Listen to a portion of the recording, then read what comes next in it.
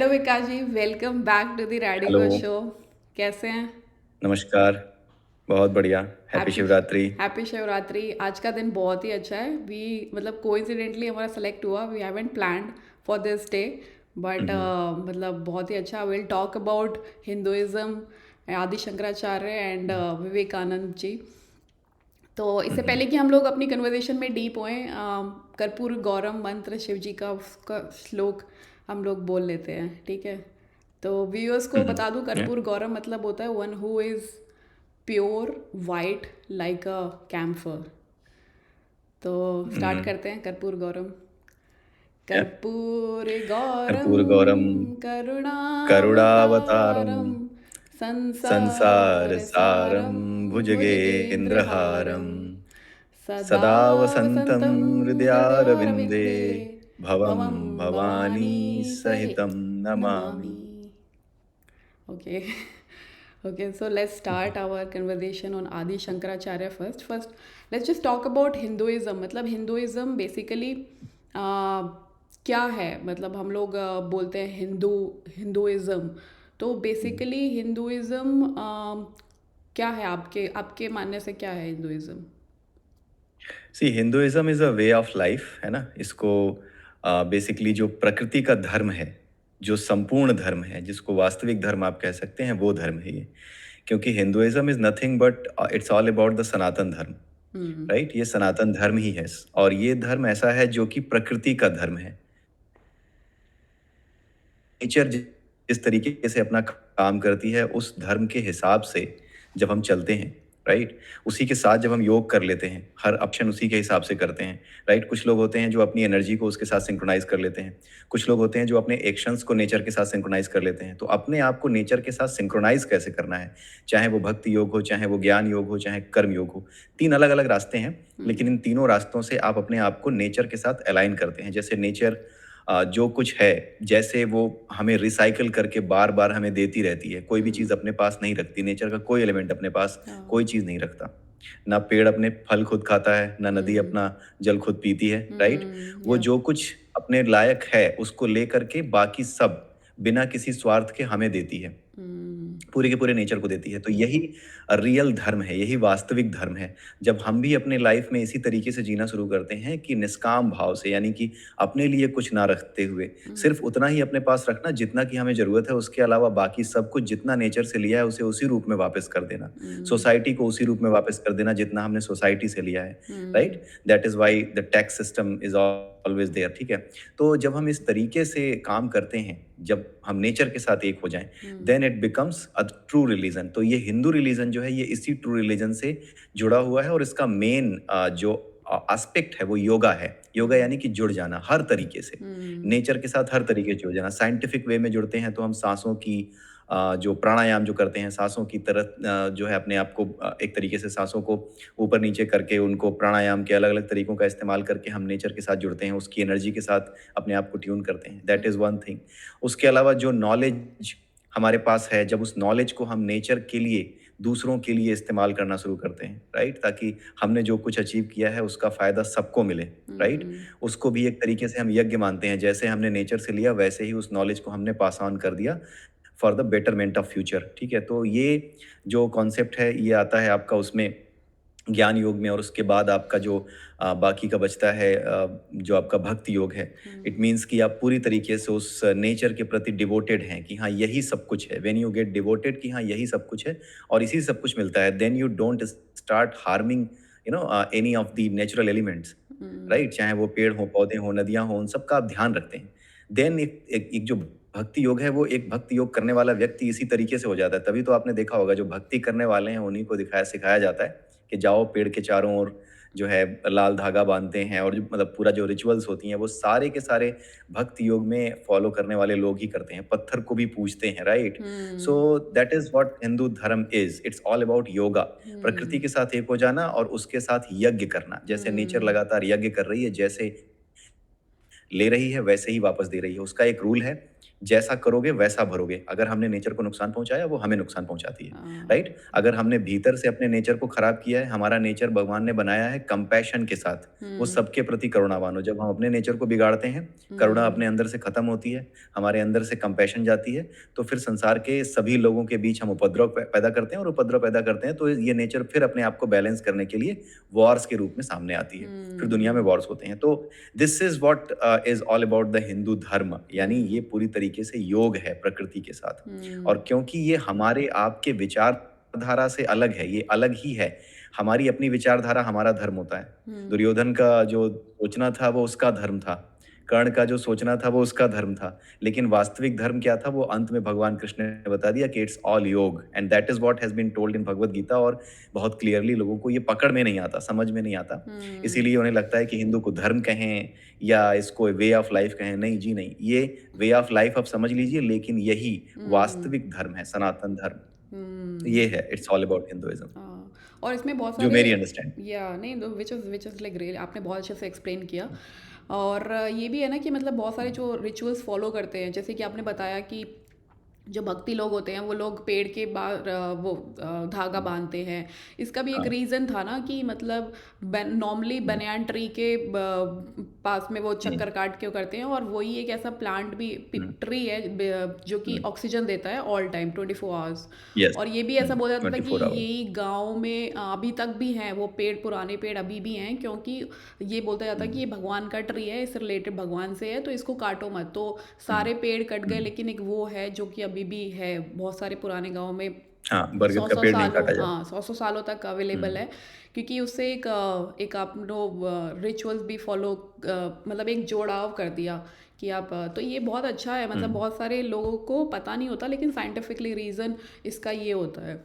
और यस। फिर एक ये भी मैंने पढ़ा था कहीं पे कि हिंदू, आपने जैसा बोला कि it's a way of life है ना, हिंदुइज्म कोई एक रिलीजन नहीं है, ये सनातन धर्म जो कि एटर्नल है, जो हमेशा से ही होता चला गया है। और जब ये ब्रिटिश लोग रूल कर रहे थे हमारे देश को, तो सबको अपना एक आइडेंटिटी बतानी थी कि भाई क्या आपकी आइडेंटिटी है, तो लोगों ने उसको एक हिंदुइज्म से जोड़ दिया बेसिकली। तो लेकिन हिंदुइज्म ऐसा, आपने जैसा बहुत सही बताया कि it's a way of life, it's not about the whole religion. तो आदि शंकराचार्य जो कि मतलब बोला जाता है कि शिव जी के ही एक अवतार हैं, तभी उनका नाम भी शंकर पड़ा। उनके पापा शिव भक्त हुआ करते थे, तो उन्होंने बहुत प्रे किया शिव जी को, तो उनका जन्म हुआ तो उन्होंने शंकर नाम दिया। और नॉट ओनली उसके कि उन्होंने भी बहुत छोटी उम्र से ही बहुत कुछ मतलब नॉर्मल इंसान जितना अचीव नहीं कर पाता, उन्होंने वो बहुत वेदास एंड भागवत गीता कंठस्थ कर लिए थे। तो उनकी काफ़ी फ़िलॉसफीज़ पॉपुलर हैं आज के टाइम पे भी। और उन्होंने ही जिन्होंने सनातन धर्म को रिवाइव किया, मतलब हमारा सनातन धर्म बहुत ही डाउन हो रहा था, तो वही थे जिन्होंने स्टार्ट किया। तो ना लोगों को ना बहुत कन्फ्लिक्ट होता है, मतलब कन्फ्यूजन होती है, मेरे को भी होती है। तो आप वो क्लियर कर देंगे क्या कि क्या मतलब हायरार्की क्या है, जैसे कि वेदास, फिर उपनिषद, फिर वेदांत, और मतलब एक एक हायरार्की आप प्रॉपरली एक बता देंगे व्यूअर्स को कि क्लैरिफाई हो नहीं, जाए। इसमें क्या है ना कि हायरार्की जैसी कोई चीज नहीं है। सबसे पहले तो ये समझना पड़ेगा कि जो हमारे शंकराचार्य जी आए थे, वो उस समय उनका उदय हुआ, जब वो उस समय उठे जिस समय जो हमारा बौद्ध धर्म है ना, बौद्ध धर्म में एक संप्रदाय शुरू हो गया था नया, उसको कहते हैं वज्रयान। बौद्ध धर्म इनिशियली सबसे पहले जो था वो हीनयान, जो हमारा था ना, बौद्ध धर्म ही था, बाद में उस दो सेक्शंस में बढ़ गया, हीनयान महायान। हीनयानी वो थे जो भगवान जो बुद्ध है ना, उनको उनकी पूजा नहीं करते थे, मतलब उनकी मूर्तियां नहीं बनाते थे, किसी भी तरह के कर्म आइडल कांड पे वर्शिप। विश्वास नहीं करते थे, कुछ नहीं करते थे। क्योंकि गौतम बुद्ध ने जो रास्ता बताया था वो ध्यान योग का बताया था, और ध्यान योग का भी एक चैप्टर है भगवत गीता में, जिसमें भगवान कृष्ण ने बताया हुआ है, चैप्टर नंबर 6 जो है भगवत गीता का, जो चैप्टर नंबर 6 है, that is what the way of Lord Buddha is. ठीक है, तो उन्होंने वो सारी चीजें छोड़ रखी थी, लेकिन ऑल ऑफ अ सडन क्या हुआ कि जब गौतम बुद्ध की डेथ हो गई, उसके बाद ही पूरा का पूरा बौद्ध धर्म जो है वो दो पार्ट्स में डिवाइड हो गया। एक पार्ट बन गया हीनयान, जो भगवान बुद्ध की असली शिक्षाओं को उसी तरीके से लेता था, जहाँ पे कोई मूर्ति पूजा नहीं होती। दूसरा बना था महायान। महायान में मूर्तियां बनने लगी, पूजा होने लगी, ठीक है, त्योहार मनाए जाने लगे, जैसे हिंदुओं में सनातन धर्म में होते हैं, वैसे उन्होंने त्योहार मनाने शुरू किए। और उसके बाद क्या हुआ, एक और संप्रदाय काफी समय के बाद शंकराचार्य के समय में आया, जिसको कहते हैं वज्रयान। वो हम्म इतने खतरनाक थे कि दे स्टार्टेड मतलब बहुत ही अजीब तरीके की तांत्रिक साधना भी शुरू करने लगे वो लोग, हाँ जो कि जिसका कि बौद्ध धर्म से कोई रिलेशन ही नहीं है। वो तांत्रिक सेक्ट में उतर आए, ठीक हम्म है? और उसके साथ वो जो है हिंदुइज्म में एक जो कल्ट होता है, जिसमें हम अब देखते हैं कि जो नागाज़ होते हैं, राइट? हम्म नागाज़ डू स्त्री साधना, ठीक है? उसी तरीके से जो वज्रयान, उनमें भी कुछ इस तरह की चीज़ें आ गई कि हाँ, स्त्री साधना वो करने लगे, हम्म राइट? उसका पर्पज़ अलग है स्त्री साधना का, राइट? हम्म लेकिन इनके यहाँ क्या हुआ कि इन्होंने कुछ गलत तरीके से चीज़ों को शुरू कर दिया। एट दैट टाइम शंकराचार्य जो है वो अपराइज़ हो रहा था उनका। तो हम्म उन्होंने क्या किया कि जो कुछ भी कॉन्सेप्ट्स थे बौद्धिज़्म के जो कि बिगड़ रहे थे, हम्म बुद्ध ने जो दिया वो सही था। उन्होंने अपनी जगह पे सही बताया था, लेकिन जो वज्रयान अब आया उसने चीज़ों को बिगाड़ना शुरू किया। तो ये जो चीज़ें बिगड़ रही थी, जो सोसाइटी में गलत चीज़ें फैल रही थी, उनको सही करने के लिए उन्होंने तत्व ज्ञान की तरफ ले जाने की बात की। हम्म वही चीज़ जो कि गौतम बुद्ध बताते थे कि तुम शुद्ध बोध हो, उन्होंने उसी बोध की तरफ ले जाने का दूसरा रास्ता निकाला। जो हमारे शंकराचार्य हैं, उन्होंने बहुत डिटेल में जितने भी एलिमेंट्स हैं इस नेचर के, उन सबको स्टडी किया। स्टडी सामने रखा और उन्होंने लास्ट में ये बताया कि कुछ भी अलग नहीं है, इस संसार में कुछ भी ऐसा नहीं है जो उससे ना बना हो। हर चीज़ में वही है, वही एलिमेंट है। जैसे आप ऐसे समझ सकते हो कि हमारा जो हमारे घर में लाइट जल रही है, मेरे यहाँ लाइट जल रही है, ठीक है? हम्म सर पे पंखा चल रहा है, राइट? फ्रिज है, टीवी है, हर चीज़ है। अल्टीमेटली आप किसी चीज़ को फ्रिज कह रहे हो, टीवी कह रहे हो, किसी चीज़ को आप जो है अपना लाइट कह रहे हो, लेकिन अल्टीमेटली है क्या? हर हम्म चीज़ क्या है? Electricity. Hmm everything ultimately is electricity, और कुछ नहीं है। तो वही एक तत्व जिसे इलेक्ट्रिसिटी कहते हैं, वो कई रूपों में व्यक्त है। हम्म पंखे के रूप में, आपके लैपटॉप के रूप में, हर चीज़ फ्रिज में में इलेक्ट्रिसिटी ही तो है। ये हाँ सारा का सारा केवल और केवल एक अलग मशीनरी होने की वजह से अलग रूप में व्यक्त है। तो हम्म ये मशीनरी अलग क्यों है? क्योंकि नेचर से जो एलिमेंट लिए हमने, उन एलिमेंट्स का यूज़ करके एक एक तरीके का हमने एक इंस्ट्रूमेंट बनाया है, राइट? हम्म उस इंस्ट्रूमेंट में उस इलेक्ट्रिसिटी को जब मैनिफेस्ट होने का मौका मिला, तो जैसा मशीनरी है, वैसा वो सामने आ गया। तो हम्म इट्स नॉट अबाउट कि मतलब वो अलग है, अद्वैत अलग है, द्वैत अलग है। ये जो टीवी है, ये जो पंखे की बात हो रही है, ये क्या है? ये द्वैत है। ये उसका एक तरीके से एक मैनिफेस्टेड फॉर्म है। जब हम द्वैत की बात करते हैं, then we talk about manifested forms. Hmm electricity के मैनिफेस्टेड फॉर्म की जब हम बात करें, द्वैत की बात कर रहे हैं। लेकिन जब हम बात करते हैं कि इन सारी चीज़ों में मेन एलिमेंट क्या है, देन वी से कि इलेक्ट्रिसिटी है। ये क्या है? ये अद्वैत है कि सब चीज़ों में उसी को मानो, उसी एक चीज़ को जानो, वही ओके अद्वैत है। तो ये जो फ़िलॉसफ़ी थी अद्वैत की कि हाँ, उसी एक चीज़ पे फ़ोकस करो जिससे सारी चीज़ें बनी हैं, ताकि हम्म आप बेटर चीज़ों को कनेक्ट कर पाओ। ये उनके लिए था जो ज्ञान योगी हैं, जो ज्ञान के रास्ते पे चलते हैं, हम्म जिनका माइंड चीज़ों को साइंटिफिक वे में समझने लायक है। हम्म जिनका माइंड साइंटिफिक वे में समझने लायक नहीं था, उनके लिए द्वैत की फ़िलॉसफ़ी ईज़ी होती है, राइट? ओह जैसे भगवद गीता में भी जो भगवान कृष्ण ने एक जगह पे कहा हुआ है कि जो लोग बहुत ज़्यादा इन चीज़ों में विश्वास करते हैं कि मैं बिल्कुल ही ना दिखने वाले परब्रह्म की उपासना करूँगा, हम्म उनके लिए ये रास्ता बहुत मुश्किल होता है, राइट? अपने आप को जान पाना, अपनी चेतना तक पहुँच पाना, अपनी आत्मा तक पहुँच पाने का रास्ता बहुत मुश्किल होता है। उन्होंने साफ बोला हुआ है। हम्म ठीक है? ये एक चैप्टर है, उसमें ये एक श्लोक है। मैं उसका नंबर बता दूँगा कौन-सा श्लोक है। श्लोक नंबर 4 या 5 है, बट इट सीम्स लाइक कि चैप्टर का नंबर जो है ना, मुझे याद नहीं आ रहा। Hmm it's chapter number 12। 12 का चैप्टर नंबर 12 जो भक्ति योग है, उसका चौथा या 5वाँ श्लोक आपको ये मिलेगा। तो उन्होंने साफ बताया है, तो जो लोग ईज़िली साइंटिफिक वे में एलिमेंट्स को नहीं समझ पाते, उनको मूर्ति की ज़रूरत होती है। अगर मैं हम्म किसी को एटम्स के बारे में बिना फिगर के बताना शुरू कर दूँ, हम्म क्लास 9th के बच्चे को 10th को जो कि एटम्स पढ़ते हैं कि रदरफोर्ड का एटॉमिक मॉडल बताओ, हम्म मैं उसको ऐसे ही हवा में बताने लगूँ, उससे कहूँ याद कर लो, he will feel very much uncomfortable. Hmm जैसे ही मैं उसको बताता हूँ कि हाँ, दिस इज़ न्यूक्लियस, यहाँ हम्म पे जो है रदरफोर्ड ने क्या किया कि सोने की पन्नी ली थी और सोने की पन्नी पे एक तरीके से उन्होंने लाइट डाली, राइट? हम्म और वो देखा कि जो कैथोड रेज़ होती हैं, वो कहाँ-कहाँ से निकली और कहाँ-कहाँ से टकरा के लौट आईं, राइट? तो वो ईज़ी हो जाता है उसके लिए। So you have pictures to के गिव माध्यम से फिगर, एक हम्म फ़ोटो देना पड़ता है। तो बिना हम्म फ़ोटो के हमारा दिमाग समझ नहीं सकता, क्योंकि हम मूर्त लोग हैं, यानी मूर्त यानी कि जो दिखाई देती है। We are materialistic things, right? Hmm क्योंकि हम मेटेलिस्टिक हैं, इसी वजह से जो मेटेलिस्टिक चीज़ें हैं, वही हमें समझ में आती हैं। हमारा हम्म कम्युनिकेशन ही उस तरीके से बना हुआ है, मॉडल ही उस तरीके से बना हुआ है। हम्म सो जो भक्ति मार्ग पे चलते हैं, दे आर द्वैत हम्म द्वैत के मार्ग को पकड़ते हैं। इसीलिए माधवाचार्य या जो बाकी के जो लोग आए उन्होंने भक्ति योग पे बल दिया, ठीक है। हम्म लेकिन जो विज्ञान में आगे बढ़े हैं, जो तत्व ज्ञानी हैं, उनके लिए शंकराचार्य ने भाष्य लिखा है जो कि उपनिषदों के रूप में है। अब ये जो उपनिषद हैं, ये कहीं और से नहीं लिए गए। Coming to your original question कि हाँ हाँ क्या हायरार्की है, there is no such hierarchy. Hierarchy का कोई चक्कर ही नहीं है। हम्म सबसे ऊंची चीज वेद है। उसमें हाँ भी ऋग्वेद सबसे पहले आया था। बाद में जो वेद व्यास थे उन्होंने ऋग्वेद को 4 पार्ट्स में तोड़ दिया, राइट। जब हम्म उन्होंने 4 पार्ट्स में तोड़ दिया तो उन्होंने हर सेक्शन को अलग कर दिया। हम्म नेचर के एलिमेंट्स को समझने के लिए हर सेक्शन को अलग कर दिया और उसमें मंत्राज डाल दिए। हम्म अब होता ये है कि जो वेदास हैं उसमें सारे मंत्राज लिखे हुए हैं, हम्म राइट। मंत्रों को बताया गया। उन मंत्रों के बीच बीच में मंत्र शुरू होने से पहले कुछ बहुत ही मेटाफरिक वे में, हमारे लिए वो बहुत मेटाफरिक है, जो विद्वान हैं वो समझ जाते हैं, राइट। अगर हम लोग भी पढ़ने लगें, समझने लगें, जैसे आज की डेट में इन चीज़ों को हम मेटाफर के वे में समझने लगे हैं, तो अगर आप थोड़ी सी कोशिश करो, या यूट्यूब पे बहुत से वीडियोज अवेलेबल हैं, अगर आप वहाँ जाकर के भी देखो हम्म कि वो क्या कहना चाह रहे हैं वेदों में, तो आपको समझ में आने लगेगा कि ये कुछ और बताना चाह रहे हैं बट लोग कुछ और समझते हैं। तो वो जो चीज़ें जो लोग नहीं समझ पा रहे थे ना, उसको एक्सप्लेन करने के लिए ही उपनिषद लिखे गए, ठीक है?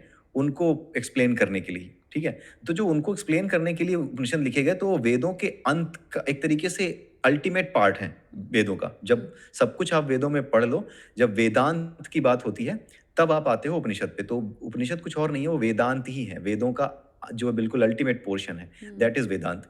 तो वो जो वेदांत है, उसकी व्याख्या जो है इन्होंने करी, ठीक है, ठीक है शंकराचार्य ठीक ने। अब होता ये है कि वेदों के बारे में आपने समझ लिया। अब वेदों की कोई हायरार्की नहीं कि पहले आपने वेद पढ़ लिया फिर वेदांत पढ़ लिया, नहीं नहीं, कुछ ऐसा नहीं है। वेदांत पढ़े बिना आप वेद नहीं समझ पाओगे, राइट। अगर आप वेद पढ़ रहे हो और आप में बुद्धि है समझने की तो ठीक है, लेकिन अगर आपने वेदांत यानी फिलोसफी नहीं पढ़ी शंकराचार्य की, इन इन चीज़ों को लेकर के, उपनिषदों को लेकर के, तो आप वेद नहीं समझ पाओगे।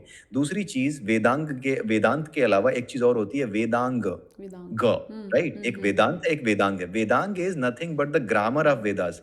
ग्रामर का मतलब क्या होता है? किसी भी चीज को हम समझें कैसे, हम पढ़ें कैसे, हम जानें कैसे, राइट, कैसे बोलें। तो वो जो बोलने का तरीका है, जानने का तरीका, तभी तो मंत्रों को बोलने के तरीके भी होते हैं कि आप ऐसे नहीं बोलोगे, एक लय ऐसी होगी, इसी लय में बोलोगे, राइट। तो वो सारी जो चीजें होती हैं, जो ग्रामर होता है पूरा, दैट इज वेदांग।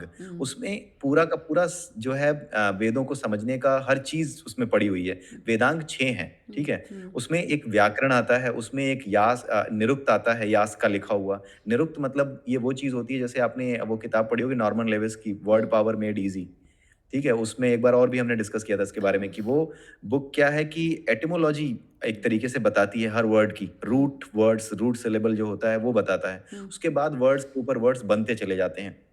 तो वो जो निरुक्त है ना, वो हमारे वेदों में जितने भी वर्ड्स यूज हुए हैं उनके रूट वर्ड्स के बारे में बताता है, उनकी एक्सप्लेनेशन को बताता है। तो जो लोग वेदांत नहीं समझते, जिन लोगों ने वेदांग नहीं समझा, ठीक है, वो अपने आप से पढ़ करके वेदों का सही अर्थ निकाल ही नहीं सकते। आप किसी लैंग्वेज को जाने बिना नहीं कर सकते। तो वेदांत जो हमारा उपनिषद है, ये भी एक फिलोसॉफिकल ग्रामर आप इसको कह सकते हैं वेदों का।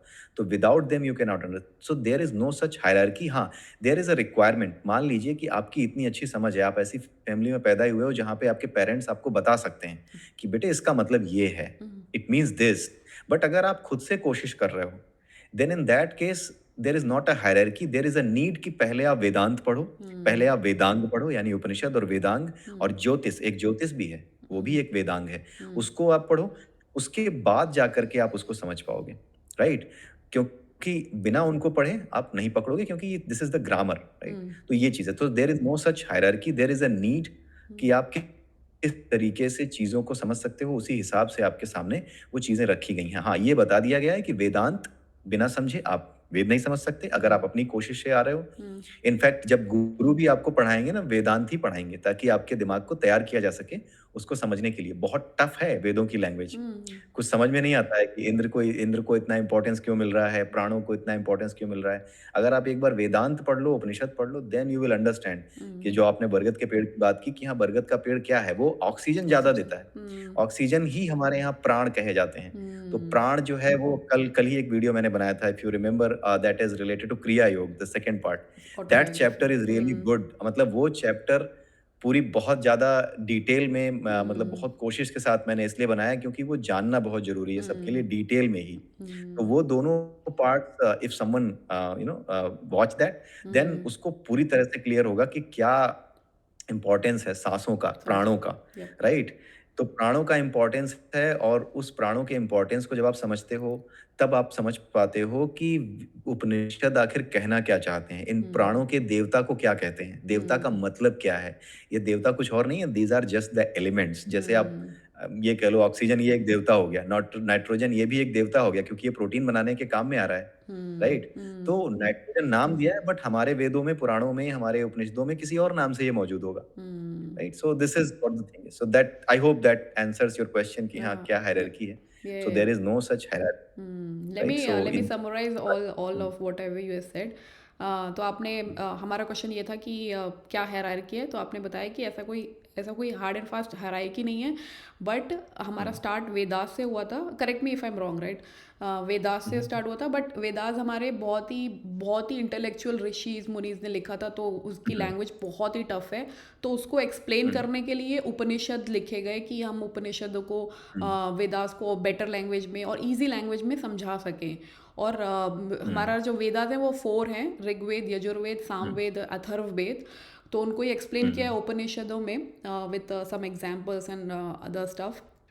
और हर उपनिषद और सबका जो एंड होता है उसी को ही वेदांत बोलते हैं। और वेदांत आपने जैसा कि बताया कि एक और पार्ट है वेदांग, है ना? वेदांग वेदांग में 6 पार्ट्स होते हैं जो कि ग्रामर बोलते हैं उसको, वेदांग को, है ना? तो अगर kind of like literature and language, जैसे हम लोग बचपन में पढ़ते थे इंग्लिश लिटरेचर एंड लैंग्वेज, तो लिटरेचर को बेटर अंडरस्टैंड तभी कर पाएंगे जब हमें ग्रामर पता होगी ग्रामर की ज़्यादा नॉलेज हो, लैंग्वेजेस की।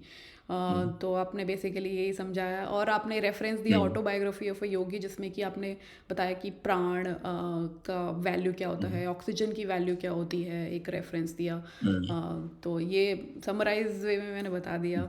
हाँ हाँ एक चीज मैं सही करना चाहूंगा इसमें जैसे ग्रामर इस सेंस में मैंने बोला कि आपको पूरे वेद समझने के लिए इन 6 वेदांगों को समझना जरूरी है राइट बट उन 6 वेदांगों में खुद भी एक ग्रामर नाम का एक वेदांग है वो ओह। ग्रामर नाम का वेदांग भी है अलग से ओह व्याकरण ही अच्छा। नाम है उसका ओह अच्छा। तो वो एक व्याकरण भी है वहां पे ठीक है लेकिन ओवरऑल मैं इसको ग्रामर क्यों कह रहा हूँ यहाँ तक कि उपनिषदों को ही फिलोसॉफिकल ग्रामर कह रहा हूँ राइट क्योंकि कि समझने के टर्म्स में जब हम किसी चीज को समझने के टर्म्स में देखते हैं कि किसी चीज को समझने के लिए हमें कितनी चीजों की जरूरत है तो उन सभी चीजों को मैं ग्रामर में गिन रहा हूँ right so just to correct to the I mean connect to the viewers कि वो व्यूअर जो देख रहे हैं उन्हें ये ना लगे कि हाँ व्याकरण तो अलग चीज है सो तो माय ओपिनियन इज दैट कि जितना भी आपको दिख रहा है जिस चीज को आपको समझना है अगर आपको उस चीज को समझने के लिए किसी भी चीज की हेल्प आपने ली है राइट जैसे ज्योतिष की हेल्प ली आपने ग्रामर नाम का एक अलग से वेदांग है उसकी हेल्प ली यास का निरुक्त है ये सारी चीजें जितनी भी हेल्प ली आपने जो आपको हेल्प करती है बेसिकली उसको ग्रामर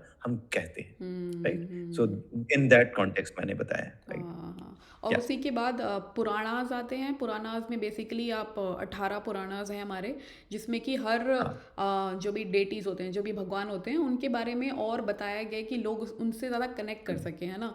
तो क्योंकि जैसे कि हमारे उसमें भी बताया गया ना कि 5, जैसे आदि शंकराचार्य ने बताया कि 5, I am not getting it, कि मतलब 5, मतलब उन्होंने आदि शंकराचार्य ने बेसिकली ये किया था कि पूरा देश एकजुट रहे, तो इसलिए उन्होंने 4 मठ करे थे, 4 मठ करे 4 थे। मठ थे और हर मठ में अलग अलग वेदास के शंकराचार्य को बिठाया गया था, सो दैट कि जैसे एक मठ में मेरे को याद नहीं है, सॉरी, लेकिन एक उत्तराखंड में ज्योतिर्मठ है, तो वहाँ पे शायद ऋग्वेद के आचार्य रहते हैं, तो अगर उनको ऋग्वेद की जानकारी चाहिए तो वो वहीं जाएंगे, और अगर सामवेद की चाहिए तो श्रृंगेरी मठ में जाना है, और ऐसे ही अदर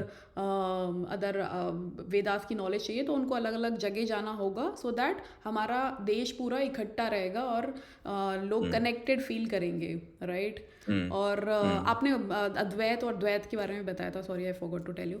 तो उसमें अद्वैत का आपने बताया कि Advaita means 1, right, and Dvaita means 2 चीज़ें। तो इसका एक मुझे बहुत अच्छा एग्जाम्पल याद आ रहा है, जैसे कि शंकराचार्य का एक डिबेट हुआ था, मंडन मिश्र, मंडन मंडन मिश्र। मंडन मिश्रा। मंडन मिश्रा है ना, तो उसमें उन्होंने, मंडन मिश्रा जब ऑलमोस्ट हारने की उस पे आ गए थे, तो उन्होंने फिर वो क्वेश्चन वैसे पूछ रहे थे शंकराचार्य से कि एज एन गुरु पूछ रहे थे, मतलब मेरे सॉल्व कर दो क्वेश्चंस। तो उन्होंने पूछा कि अगर भगवान है तो हमें दिखते क्यों नहीं है, मतलब ये नॉर्मली लोगों का भी हम्म क्वेश्चंस होता है ना, हम्म जो भी हम्म स्टार्ट कर हम्म रहा होता है अपनी स्पिरिचुअल जर्नी, हम्म कि अगर हम्म हैं एक्चुअल में हम्म तो दिखते क्यों नहीं है हमें। तो उन्होंने एग्जाम्पल दिया, बहुत ही अच्छा एग्जाम्पल दिया, जिसमें कि वो बोलते हैं कि आपको मैंने एक ग्लास वाटर दिया है ना, उसमें आपको मैंने हम्म सॉल्ट मिक्स कर दिया, तो वो क्या हुआ। हम्म तो मंडन मिश्र ने बोला कि ये तो नमकीन पानी बन गया। तो उन्होंने कहा हम्म अच्छा, तो आप बता सकते हो कि इसमें नमक कहाँ है। तो उन्होंने कहा कि नहीं। हम्म तो उन्होंने बोला ऐसे ही भगवान सब जीवों में घुला हुआ है। हम्म, वाह इतना फैले हुए मस्त, हैं। हाँ फैले हुए हैं। तो ऐसे आप डिफ्रेंशिएट नहीं कर सकते कि हम्म भगवान कहाँ है, वो सब में ही है। मतलब फिर वो यही है शायद अहम ब्रह्मास्मि का हम्म, मतलब, आप बता सकते हैं इसके बारे में थोड़ा बहुत। हाँ, अहम ब्रह्मास्मि। हाँ, हाँ, अहम ब्रह्मास्मि, मैं ही ब्रह्म हूँ, मैं ही मैं ब्रह्म ही हूँ। उसका स्वरूप हूँ। तो बेसिकली अहम ब्रह्मास्मि का मतलब ये है कि जैसे आप इसको ऐसे समझ सकते हो, आप जैसे परमात्मा को आग की तरह ले सकते हो, इट्स फायर। ठीक है, अगर आप भगवान को फायर समझो, हम्म तो उस फायर से जो निकलने वाली छोटी छोटी चिंगारियां हैं ना, जो छोटी छोटी चिंगारियां हैं, हम्म वो भी क्या हैं? वो भी फायर ही हैं। दिखने में वो हम्म छोटी लगती हैं, लेकिन एक चिंगारी अगर सही से किसी जगह पे पड़ जाए जिसमें आग लग सकती है, तो हम्म वो भी उतनी ही बड़ी आग पैदा कर देगी। इट मीन्स कि yup. At the element level, hmm right, level of element, वो जो आग की चिंगारी है, वो हम्म भी वही सारे के सारे जो क्या कह सकते हो आप, फिजिकल प्रॉपर्टीज रखती है, हम्म जो कि खुद आग में होती हैं, हम्म राइट। तो इस सेंस में आग और आग की चिंगारी को अद्वैत कहा जाता है, हम्म राइट। इस हम्म सेंस में आग और आग की चिंगारी को अद्वैत कहा जाता है कि गुण के है स्तर ही पर या एक। क्वालिटी के स्तर पे हाँ, दोनों में कोई अंतर नहीं है। हम्म अगर आप सपोज करो कि एक कोई केमिकल फार्मूला कोई बना ही दे आग का, जबकि आग कोई केमिकल नहीं है, हम्म एक एक कोई केमिकल फार्मूला अगर आग का बना दे, तो चिंगारी का केमिकल फार्मूला क्या बनाएगा? वही होगा वही होगा, जो आग सेम का है, सी एंड वाटर, राइट, सी और एक ड्रॉप ऑफ राइट। सी, तो वो सेम ही है राइट, वैसे जो तो। जैसे वो होती है, वेपर होती है, उसका हाँ, भी फॉर्मूला H2O एच टू है, ही होता और पानी का भी है, H2O एच है, टू ही होता राइट। है, सो यप। दोनों का H2O है। सो हाँ। गुण के स्तर पे हम्म हम सब, हमारे भीतर जो ये हम सब क्या हैं? हम सब चिंगारियां हैं। हम्म हम सब चिंगारियां हैं, जिस हम्म जो वो चिंगारियां क्या हैं कि 5 कोशों के द्वारा हम्म बंद हैं, उनके हम्म भीतर बंद हैं। हम्म अन्नमय कोश, प्राणमय कोश, फिर उसके बाद मनोमय कोश, मनोकोश, फिर जो हाँ 4 कोश हमने पढ़े थे। तो हाँ। उन कोशों के भीतर वो बंद जो चिंगारी है आनंदमय कोश के भीतर, हम्म वो जो आखिरी कोश है, उसके अंदर वो चिंगारी बंद है, राइट। उसी हम्म को हमें क्या करना है? पाना है। उसके लिए हमें ऊपर के सारे जो कोश हैं वो तोड़ने हैं, हम्म राइट। जब हम उन कोशों को तोड़ते हैं, हम्म उनको तोड़ना शुरू करते हैं, तो अंत में जब सब कुछ खत्म हो जाता है, सारे कोष टूट जाते हैं, तब लास्ट में आपका बचता है आत्मा, आनंदमय शुद्ध कोश। आत्मा, शुद्ध हम्म चेतना, राइट। हम्म वही चिंगारी बचती है। अब हम्म क्योंकि वही चिंगारी बचती है, तो आप अपने वास्तविक रूप को पहचान लेते हो। है हम्म वही, हम्म आग की चिंगारी आग से अलग नहीं है, हम्म राइट। ये चिंगारी कुछ ऐसी है, हमारी आग क्या होती है? चिंगारी को फेंक देती है। हम्म ये आग यानी ये परमात्मा ऐसा है कि इसकी चिंगारियां इससे दूर नहीं जाती, बस फैलती चली जा रही हैं, हम्म बट वो इसी आग के साथ रहती हैं। तो हम्म इस सेंस में हम क्या हैं? अद्वैत हैं कि हाँ, वो चिंगारी हम उसी का हिस्सा हैं। क्वालिटी के लेवल पे, नेचर के लेवल पे हम उसी का हिस्सा हैं। इसीलिए तो अद्वैत में जब बात की जाती है, तो अपनी आत्मा के विषय में बताया जाता है कि आत्मा ऐसी, आत्मा वैसी है, और जिसने आत्मा को समझ लिया, उसने परमात्मा को देख लिया। हम्म इसीलिए, क्योंकि अगर आपने क्वालिटी ऑफ चिंगारी समझ ली, चिंगारी आपके सामने है, आप हम्म खुद एक चिंगारी हो, आप खुद को जानो, तो आप हम्म परमात्मा को जान जाओगे, right. Hmm that is the thing. So ये चीज अद्वैत के स्तर पे है। द्वैत के स्तर पे ये है कि हम उससे अलग एक अस्तित्व रखते हैं 5 कोशों से में, जब बंद हो जाते हैं, when we hmm are inside the 5 koshas, hmm then हम उससे अलग हो जाते हैं। हमारा रूप अलग हो जाता है, कभी कुत्ते के रूप में, कभी बिल्ली। सबके अंदर वही 5 कोश होते हैं, हम्म किसी के अंदर कुछ कम ज्यादा नहीं होता। हम्म जिसका कोष जितना कमजोर होता है, जैसे जिसका मनोमय कोष जितना ज्यादा लस्टी है, वो उतना बड़ा जानवर बनेगा, राइट।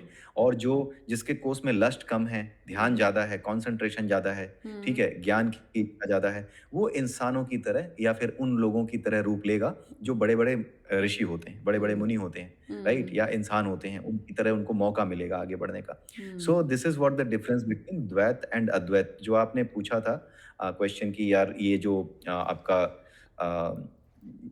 क्या क्या था आपका ओरिजिनल क्वेश्चन? कौन सा वर्ड यूज किया था आपने? द्वैत, अद्वैत। नहीं, नहीं, द्वैत अद्वैत नहीं। अभी आपने एक वर्ड यूज़ किया था, क्या तो नाम था उसका? मेरे ध्यान से उतर गया। द्वैत और अद्वैत के बारे में बताने लगा मैं। हाँ एनीवेज़ हाँ वो उसमें क्या है कि आप जो चीज़ मैं आपको बता रहा हूँ ना, वो वही चीज़ बता रहा हूँ जो कि आपने अपने क्वेश्चन में पूछी हुई थी। मुझे हाँ वो वर्ड एग्ज़ैक्टली याद नहीं आ रहा अभी। लेटर ऑन आप पीछे जाके देख लेना हाँ हाँ हाँ कि हाँ क्या था, हाँ, राइट? नहीं सो सही है। वो कुछ डिफ़र नहीं करता, दोनों हम्म चीज़ें एक ही हैं। हम्म क्वालिटी के लेवल पर जो हमारी क्वालिटी होती है आत्मा की, वो परमात्मा की क्वालिटी के बराबर ही होती है। तो हाँ, यस, अब मुझे याद आया, अहम ब्रह्मास्मि आपने पूछा था, ओ राइट? सो जो अहम ब्रह्मास्मि है, वो द्वैत के चक्कर में, बताने के चक्कर में भूल गया ना वो सॉरी फॉर दैट। लेकिन हाँ, वो कुछ ऐसा नहीं है, अहम हम्म ब्रह्मास्मि मतलब मैं ही वो ब्रह्म हूँ, ब्रह्म यानी कि मैं ये जान रहा हूँ कि मैं चिंगारी हूँ, लेकिन चिंगारी के रूप में मैं वही हम्म परमात्मा यानी वही आग हूँ, जिससे मैं हम्म पैदा हुआ हूँ। So hmm this is what the meaning of Aham Brahmasmi. हाँ, मैं जान गया हूँ। जब ये आपको महसूस हो जाए, ये उसी हम्म के मुँह से अच्छी लगती है बात, जिसको ये महसूस हो जाए, हम्म जिसको ये समझ आ जाए कि मैं वही हूँ। ऐसे या नहीं कि बस कहने लगे, कहने को तो मैं भी कह रहा हूँ। हाँ कहने को कोई भी कहने लगा। वर्ड्स हम्म बोलने से नहीं आते। हम्म बेसिकली आपका जो भाव है, अगर वो भाव के रूप में अगर आप जुड़ गए उससे कि हाँ, मैं ही वो ब्रह्म हूँ, मैं जान गया हूँ कि मैं ये हम्म संसार हम्म नहीं हूँ। धीरे-धीरे जब आप संसार से कट जाते हैं, फिर भी संसार में रहते हैं और हम्म आपको पता लगता है कि हाँ, आप संसार नहीं हो। आप हम्म संसार से अलग भी हो, संसार में रह कर के भी संसार से अलग हो। हम्म ये भाव जब आ जाते हैं, जब यकीन आ जाता है, जैसे आज की डेट में कई बार क्या होता है कि जब मेरे घर में भी किसी की डेथ हो जाती है, हम्म तो भी मुझे ऐसा नहीं लगता कि मुझे कई बार ऐसा लगता है, कोसता हूँ अपने आप को कि मतलब सोचता हूँ कि यार मैं रो क्यों नहीं रहा? हम्म क्या हो गया ऐसा कि मुझे बिल्कुल भी फ़ील नहीं हो रहा? कई बार मुझे ऐसा लगता है कि क्यों हम्म फ़ील नहीं हो रहा? हम्म और इनफैक्ट बहुत क्लोज़ जो मेरी अपनी सिस्टर है, उससे उसकी लाइफ़ में एक बहुत बड़ी इंसिडेंट हुई, राइट? लेकिन उसके बावजूद अभी कुछ दिन पहले की ही बात है, जब मैंने आपको मना किया था कि हाँ, अभी पॉडकास्ट नहीं करेंगे। हम्म एट दैट टाइम ओनली बहुत बड़ी इंसिडेंट उसकी लाइफ़ में हो गई, राइट? हम्म लेकिन मैं बहुत कोशिश करके भी दुखी नहीं हो पा रहा था कि हाँ, मैं कैसे हूँ? हम्म तो एट अ सेम टाइम मुझे ये लगा कि somewhere the change has come. Hmm वहाँ पे मैं आराम से था, कोई प्रॉब्लम नहीं थी, लेकिन बाकी लोगों को परेशान देख कर के मुझे लग रहा था कि why they are so much hmm इतने ज़्यादा दुखी। सो नॉट श्योर कि किस लेवल पे मुझे दुःख होता है। अब मैं ये भूल चुका हूँ कि किस लेवल पे मुझे दुःख होगा। हम्म मुझे ये समझ नहीं आ रहा कि किस लेवल पे मैं दुखी होऊँगा। अब ये मुझे समझ में आना बंद हो गया। सो इट मीन्स कि there is something which is working inside me. अभी हम्म कहीं हो सकता है बहुत आगे नहीं पहुँचा, हम्म लेकिन हो सकता है कि कहीं न कहीं कुछ चेंजेस उस चीज़ ने किए हों, क्योंकि ये चीज़ मैं फ़ील करने लगा हूँ। धीरे-धीरे करके होने लगी है। तो जब आप धीरे-धीरे करके और आगे, जैसे अभी भी मुझे ऐसा फ़ील होता है जब मुझे अपनी तकलीफ़ होती है तो मैं चिंता करता हूँ। मतलब मैं किनार चीज़ों से हट करके अपने उस पर आ गया हूँ कि हाँ, जो मेरा बॉडी है, ये बॉडी जो चीज़ें मैं कर रहा हूँ, हम्म ये कैसे करूँगा अगर मेरी बॉडी सेफ नहीं रही? जैसे रिसेंटली मैंने अपने चेकअप कराए, हम्म ठीक है? उन चेकअप्स में कुछ नंबर्स उल्टे-सीधे आ गए, राइट? हम्म सो मुझे ये लग रहा है कि यार व्हाई ये गलत नहीं होना चाहिए, मुझे अपनी चिंता करनी चाहिए। ऑल ऑफ अ सडन मुझे ध्यान आता है कि नहीं, मुझे चिंता करने की ज़रूरत नहीं है। हम्म बट द थिंग इज़ कि उसी बीच में उलझा रहता हूँ कि क्यों नहीं है? बॉडी सही नहीं रखोगे तो कैसे तुम कैसे काम करोगे? बनाओगे यप राइट? यप सो उन दोनों के बीच में आ गई हैं चीज़ें, लेकिन हाँ, कुछ और होता रहता है, इट डज़न्ट मैटर। मतलब मुझे खुद यकीन नहीं होता कि मैं क्यों दुखी नहीं हो रहा? हम्म क्या बात है ऐसी जो मुझे कोई प्रॉब्लम ऐसी लग नहीं रही? क्या मैं इतना सेल्फिश हो गया हूँ? कई बार ये भी क्वेश्चन आता है, क्या मैं इतना सेल्फिश हो गया हूँ या फिर इतना अपने आप में आ गया हूँ कि अपने ही लोगों की तकलीफ महसूस नहीं होती? But hmm eight the same time अब मुझे किसी चीज़ की महसूस होनी धीरे-धीरे बंद हो गई है। सो आई डोंट नो कि हाँ, क्या चल रहा है, बट दिस इज़ व्हाट मतलब आप जो फ़ील करोगे ना, ये हम्म ऐसी ही फ़ीलिंग होगी जब आप आगे बढ़ोगे। जो कि योगानंद जी की बुक जो है ना, Kriya Yoga sorry autobiography autobiography of of a Yogi, Yogi उसमें भी अगर आप देखोगे तो धीरे-धीरे आपको यही पता चलेगा कि मतलब डेलिबरेटली नहीं, हम्म अपने आप ही कट ऑफ होते चले गए। अपनी लाइफ़ से ही, अपने लोगों से ही, राइट? मैं ये नहीं कह रहा कि हाँ, मैं योगानंद होता जा रहा हूँ, बट द थिंग इज़ कि this is what the feelings are जो हम्म मेरे अंदर भी आ रही हैं, राइट? बट मैं हम्म कहाँ तक पहुँचा हूँ मुझे नहीं पता है। और हम्म ये बहुत ज़रूरी है कि आपको ये पता ना चले कि आप कहाँ तक पहुँचे हो। हम्म अगर आपको पता लगने लगा कि हाँ, कहाँ तक पहुँचे हो, देन आपकी ट्रैवल वहीं से रिवर्स हो जाएगी। आप हम्म वापस आ जाओगे, वहीं हम्म नीचे गिर जाओगे दुनिया में ही। फिर आप दुकानें खोल के बैठोगे, फिर लोगों के बीच में बातें करोगे, राइट? हम्म अभी तो वी जस्ट डू पॉडकास्ट कि हाँ, ठीक है, अपने थॉट्स शेयर कर रहे हैं, हाँ नहीं क्योंकि ऐसा करने हैं, बोला भी क्योंकि जाता वो है ऐसा बोला भी हुँ, जाता है इवन उपनिषदों में और अगर हम एग्जाम्पल लें आदि शंकराचार्य की लाइफ से ही उनकी फिलॉसफी और उनकी बुक्स पढ़ के ही हुँ, पता चलता है कि बेसिकली थ्री थिंग्स होते हैं एक तो होता है ज्ञान हुँ, लो आप उसके बाद हुँ, आप डिबेट करो कि हाँ ये ज्ञान सही है या नहीं है, हमें ऐसे ही नहीं मान लेना हम्म, चाहिए, फिर उसको हाँ कॉन्टम्पलेट करना चाहिए अपनी लाइफ में कि हाँ। ये एप्लीकेबल है नहीं है। हम्म, तो हर हम्म, चीज़ का आदि शंकराचार्य ने भी खुद ही बहुत उसको प्रमोट करा था उस टाइम पे भी, कि डिबेट करते थे कि हम्म, ऐसा हम्म, क्यों है, आप ऐसे ही मत मान लो, आप ज्ञान लो और हम्म, फिर मानो उसको, और फिर डिबेट भी हम्म, करो जो भी आप, just hmm, just don't follow like what ever हाँ, यू हैव हर्ड। और आपने बताया कि आपको एक्सपीरियंस हो रहा है ऐसा कि तो ये हम्म। है मतलब आप हाँ, ये जिसको कुछ फील ऐसी हो चीज़ें जाता हैं, है, हाँ जिसको मतलब वो फील हो एक जाता ऐसा है। एक्सपीरियंस है जो मैंने फ़ील किया, बट आई हाँ डोंट नो कि हाँ, वो क्या चीज़ है, क्यों हाँ। इस वजह से है। मेबी हो सकता है कल को मुझे खुद सामने मेरे आए ये चीज़ कि हाँ, नहीं, तुम मेबी स्पिरिचुअली ग्रो नहीं कर रहे थे, तुम जानबूझ करके हो सकता है किसी गलत रास्ते पर चल पड़े थे जिसका तुम्हें पता ही नहीं चला, या हुँ, तुम्हारे अंदर ईगो आ गया था। क्योंकि अभी हुँ, मैं जान नहीं पा रहा कि ये ईगो है या वाक़ई में थोड़ी बहुत भगवान की कृपा मुझे मिली है, जिसकी जीसस। वजह से दुनिया और इसको थोड़ा-सा डिफ़र करके देखने लगा हूँ। मुझे हुँ, ज़्यादा तकलीफ़ तब होती है जब हुँ, मैं ईश्वर को याद ना कर पाऊँ या ये काम ना कर पाऊँ जो मैं कर रहा हूँ। हुँ, रेदर दैन कि वर्ल्डली अफ़ेयर्स में मेरी फ़ैमिली में कुछ हो जाए, उससे भी बहुत ज़्यादा वो पड़ता नहीं है, राइट? ओह! तो वो एक तरीके की मेरे लिए एक त ऐसी चीज़ हो गई है जो थोड़ा-सा मुझे अलग भी कर रही है, और कई बार इसकी वजह से मुझे ऐसा लगता है कि somehow I try to escape from my responsibilities as well. हालाँकि मुझे पता रिस्पॉन्सिबिलिटी। लगता है, जब भी पता लगता है, तब हुँ, मैं वो काम करता हूँ, लेकिन बिना पता लगे प्रोएक्टिवली मैं वो नहीं करता। So this is one of hmm, the things जो मुझे पता है कि हाँ, ये मैं करता हूँ कि मैं प्रोएक्टिवली नहीं करता। जब हुँ, कोई चीज़ पता लगती है कि हाँ, this is the problem which has come, तो मैं उस पे एक्शन लेता हूँ, हुँ, राइट? और एक्शन लेकर के उन चीज़ों को सही करना है, जितना भी मैनेज किया जा सकता है, उसको मैनेज करता हूँ। बट हुँ, मेबी कि शायद मुझे इस लेवल पर ही सीखना है कि I need to be proactive at hmm, this level. मतलब भगवान के साथ जुड़े रह करके भी you can be proactive in this world, hmm, right? Hmm, क्योंकि हुँ, अभी जो हम एक कली हनुवाणी पे भी बुक की जो वो कर रहा हूँ मैं, हुँ, ऑडियो बुक उसकी बना रहा हूँ, उसमें भी ये चैप्टर बड़े अच्छे से समझाया है हुँ, कि आप अगर आप अपना काम नहीं करते ढंग से, तो you are again disrespecting God only, disrespecting the universe, yeah right? हुँ, अपना ही काम अगर आप ढंग से नहीं करते, you are disrespecting God only. तो आपकी जो कोशिश है गॉड को पाने की सब कुछ भूल के, वो हुँ, वहीं पे बेकार हो जाती है। हुँ, राइट? तो that is one of the things. So Aham hmm, ब्रह्मास्मि कुछ और नहीं है, अपने इसी रूप को पाने की कोशिश में जब आपको महसूस हो जाए कि हाँ, मैं उस लेवल पे हूँ, अभी मैं नहीं कह सकता, अभी सिर्फ़ एक हुँ, वर्ड है मेरे लिए अहम ब्रह्मास्मि। जब हुँ, मुझे वाक़ई में महसूस हो जाएगा, अनुभव हो जाएगा, तो हुँ, मैं अपने आप से ही कहूँगा अहम ब्रह्मास्मि, किसी और से नहीं कहूँगा, सुनो भाई, हुँ, मैं ही ब्रह्म हूँ। हुँ, उन्होंने कभी ये नहीं कहा, आपको खुद से महसूस होगा महसूस होना कि चाहिए। आप ही ब्रह्म हो, वही वो हुँ, तत्व हो।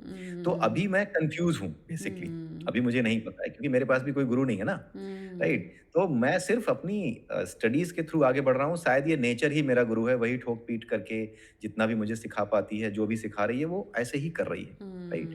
सो हुँ, जितना हो पाता है उसके हिसाब से मैं बनाता हूँ, आप लोगों ने भी मेरे वीडियोज़ देखे हैं, राइट? हुँ, सो उन वीडियोज़ में आपको बाकी जगहों से हर चीज़ अलग दिखती होगी। It's hmm, not like others कि वो थोड़े अलग हैं। मैं खुद भी अपने वीडियो कई बार खुद देखता हूँ और मैं खुद यकीन नहीं कर पाता या कि ये मैंने बोला है, हुँ, राइट? हुँ। थॉट्स कभी-कभी नहीं होता है। आते इस तरीके से। हुँ। तो कभी-कभी होता है कि हायर मुझे खुद पावर नहीं पता आपको, है। हाँ, sorry sorry to cut you yes. Off. Yeah go ahead. हाँ, नहीं कोई बात नहीं। बस हाँ, क्योंकि कई बार ऐसा लगता है कि हाँ, देयर इज़ समथिंग समथिंग। मैं समझाना चाह रहा था, मैं हुँ, समझा नहीं पा रहा था। हुँ, मैं सोच रहा था वीडियो बनाने से पहले कि मैं इस बात को है समझाऊँगा, बट मैं समझा नहीं पा रहा था। मैंने कहा कि चलो यार जो बोल पाओगे बोल देना। हुँ, लेकिन जब मैं बैठा, हुँ, ऑल ऑफ अ सडन सब भूल गया। भूलने के बाद क्या हुआ, जो कुछ मेरे मन में आ रहा था, ऊपर से ऐसा लगा कि कुछ आ रहा है हुँ, और वो मैं बोलता जा रहा हूँ, and that is connecting to you guys. वो हुँ, आप लोगों को इन्फ्लुएंस कर रहा है। आप इसको समझो, वो मेरे सेंटेंस नहीं है, मैं कभी नहीं मानता, क्योंकि हुँ, जो चीज़ मैं सोच के निकाल नहीं पा रहा हूँ बैठ कर के, वो मेरी नहीं है। आप सोचो कि मैं या वीडियो बनाने से पहले कल भी क्रिया योग का वीडियो बना रहा था। मैं समझाने की कोशिश करना चाह रहा था कि कैसे मैं क्रिया योग को समझाऊँ जो उन्होंने लिखा है। हुँ, मेरे को समझ आ रही है। हुँ, मुझे भावनाओं के स्तर पे समझ आ रही है, बट मैं वर्ड्स में कैसे आर्टिकुलेट करूँ? हुँ, बट यू वोंट बिलीव, जब मैं बैठा, तो वो आर्टिकुलेट होता चला गया। वाह!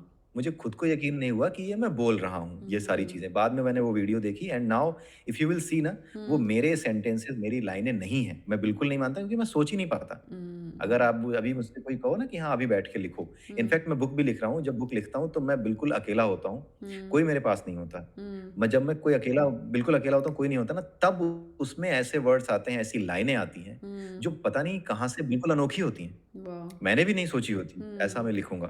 तो this is something you will feel, right? ये इट मे बी कि हाँ दिस पॉडकास्ट जो कोई भी देख रहा है, it may be he can get confuse, या या फिर वो ये सोच सकता है कि हाँ this guy is telling something more about himself, और बहुत ज्यादा अपने आप को बताने की कोशिश कर रहा है। बट द थिंग इज कि this is the feeling, this is a reference point जो होता है आपके ओके। साथ, राइट? ये होती हैं चीजें, आपको फील होंगी कि हाँ आपके साथ ऐसा हो रहा है, राइट? जब भी, और एक बहुत ही इंपॉर्टेंट एस्पेक्ट मैं आपको बताना चाहूंगा कि अगर आप किसी भी ऐसे आदमी से मिलें जो बहुत परेशान हो छोटी छोटी चीजों से, जस्ट टेल हिम कि यू आर ब्लेस्ड। अगर आप छोटी छोटी चीजों से परेशान हो रहे हो या परेशानियां मिल रही हैं आपको बहुत छोटी चीजों में, जैसे मतलब क्या है, जैसे कि आप सड़क पे चल रहे हो, ऑल ऑफ अ सडन कोई गाड़ी खड़ी है और आप अपनी गाड़ी लेके जा रहे हो, बहुत देर से वो गाड़ी खड़ी है, 2 घंटे से, बट जैसे ही आप अपनी गाड़ी उस गाड़ी के पास जाओगे ना, उसको मुड़ने का मन करेगा, वो अपनी गाड़ी स्टार्ट कर लेगा, आप टकराते टकराते बचोगे, right? All of a sudden होगा क्या कि आप जो है अपनी गाड़ी जब चला रहे होगे तो ऑडोमीटर में आपकी जो डिस्टेंस आपने कवर कर ली है गाड़ी की, वो दिखाई देती है। और अगर आप अपनी ऑडोमीटर की डिस्टेंस देख रहे हो और कुछ ऐसी डिस्टेंस आ रही है जो कि एक कॉमन मल्टीपल में है, जैसे 100 के मल्टीपल्स में, जैसे अक्सर मेरी नज़र तब पड़ती है मेरे ऑडोमीटर पे जब वो थाउजेंड्स में अपनी ट्रेवल पूरा कर चुका होता है।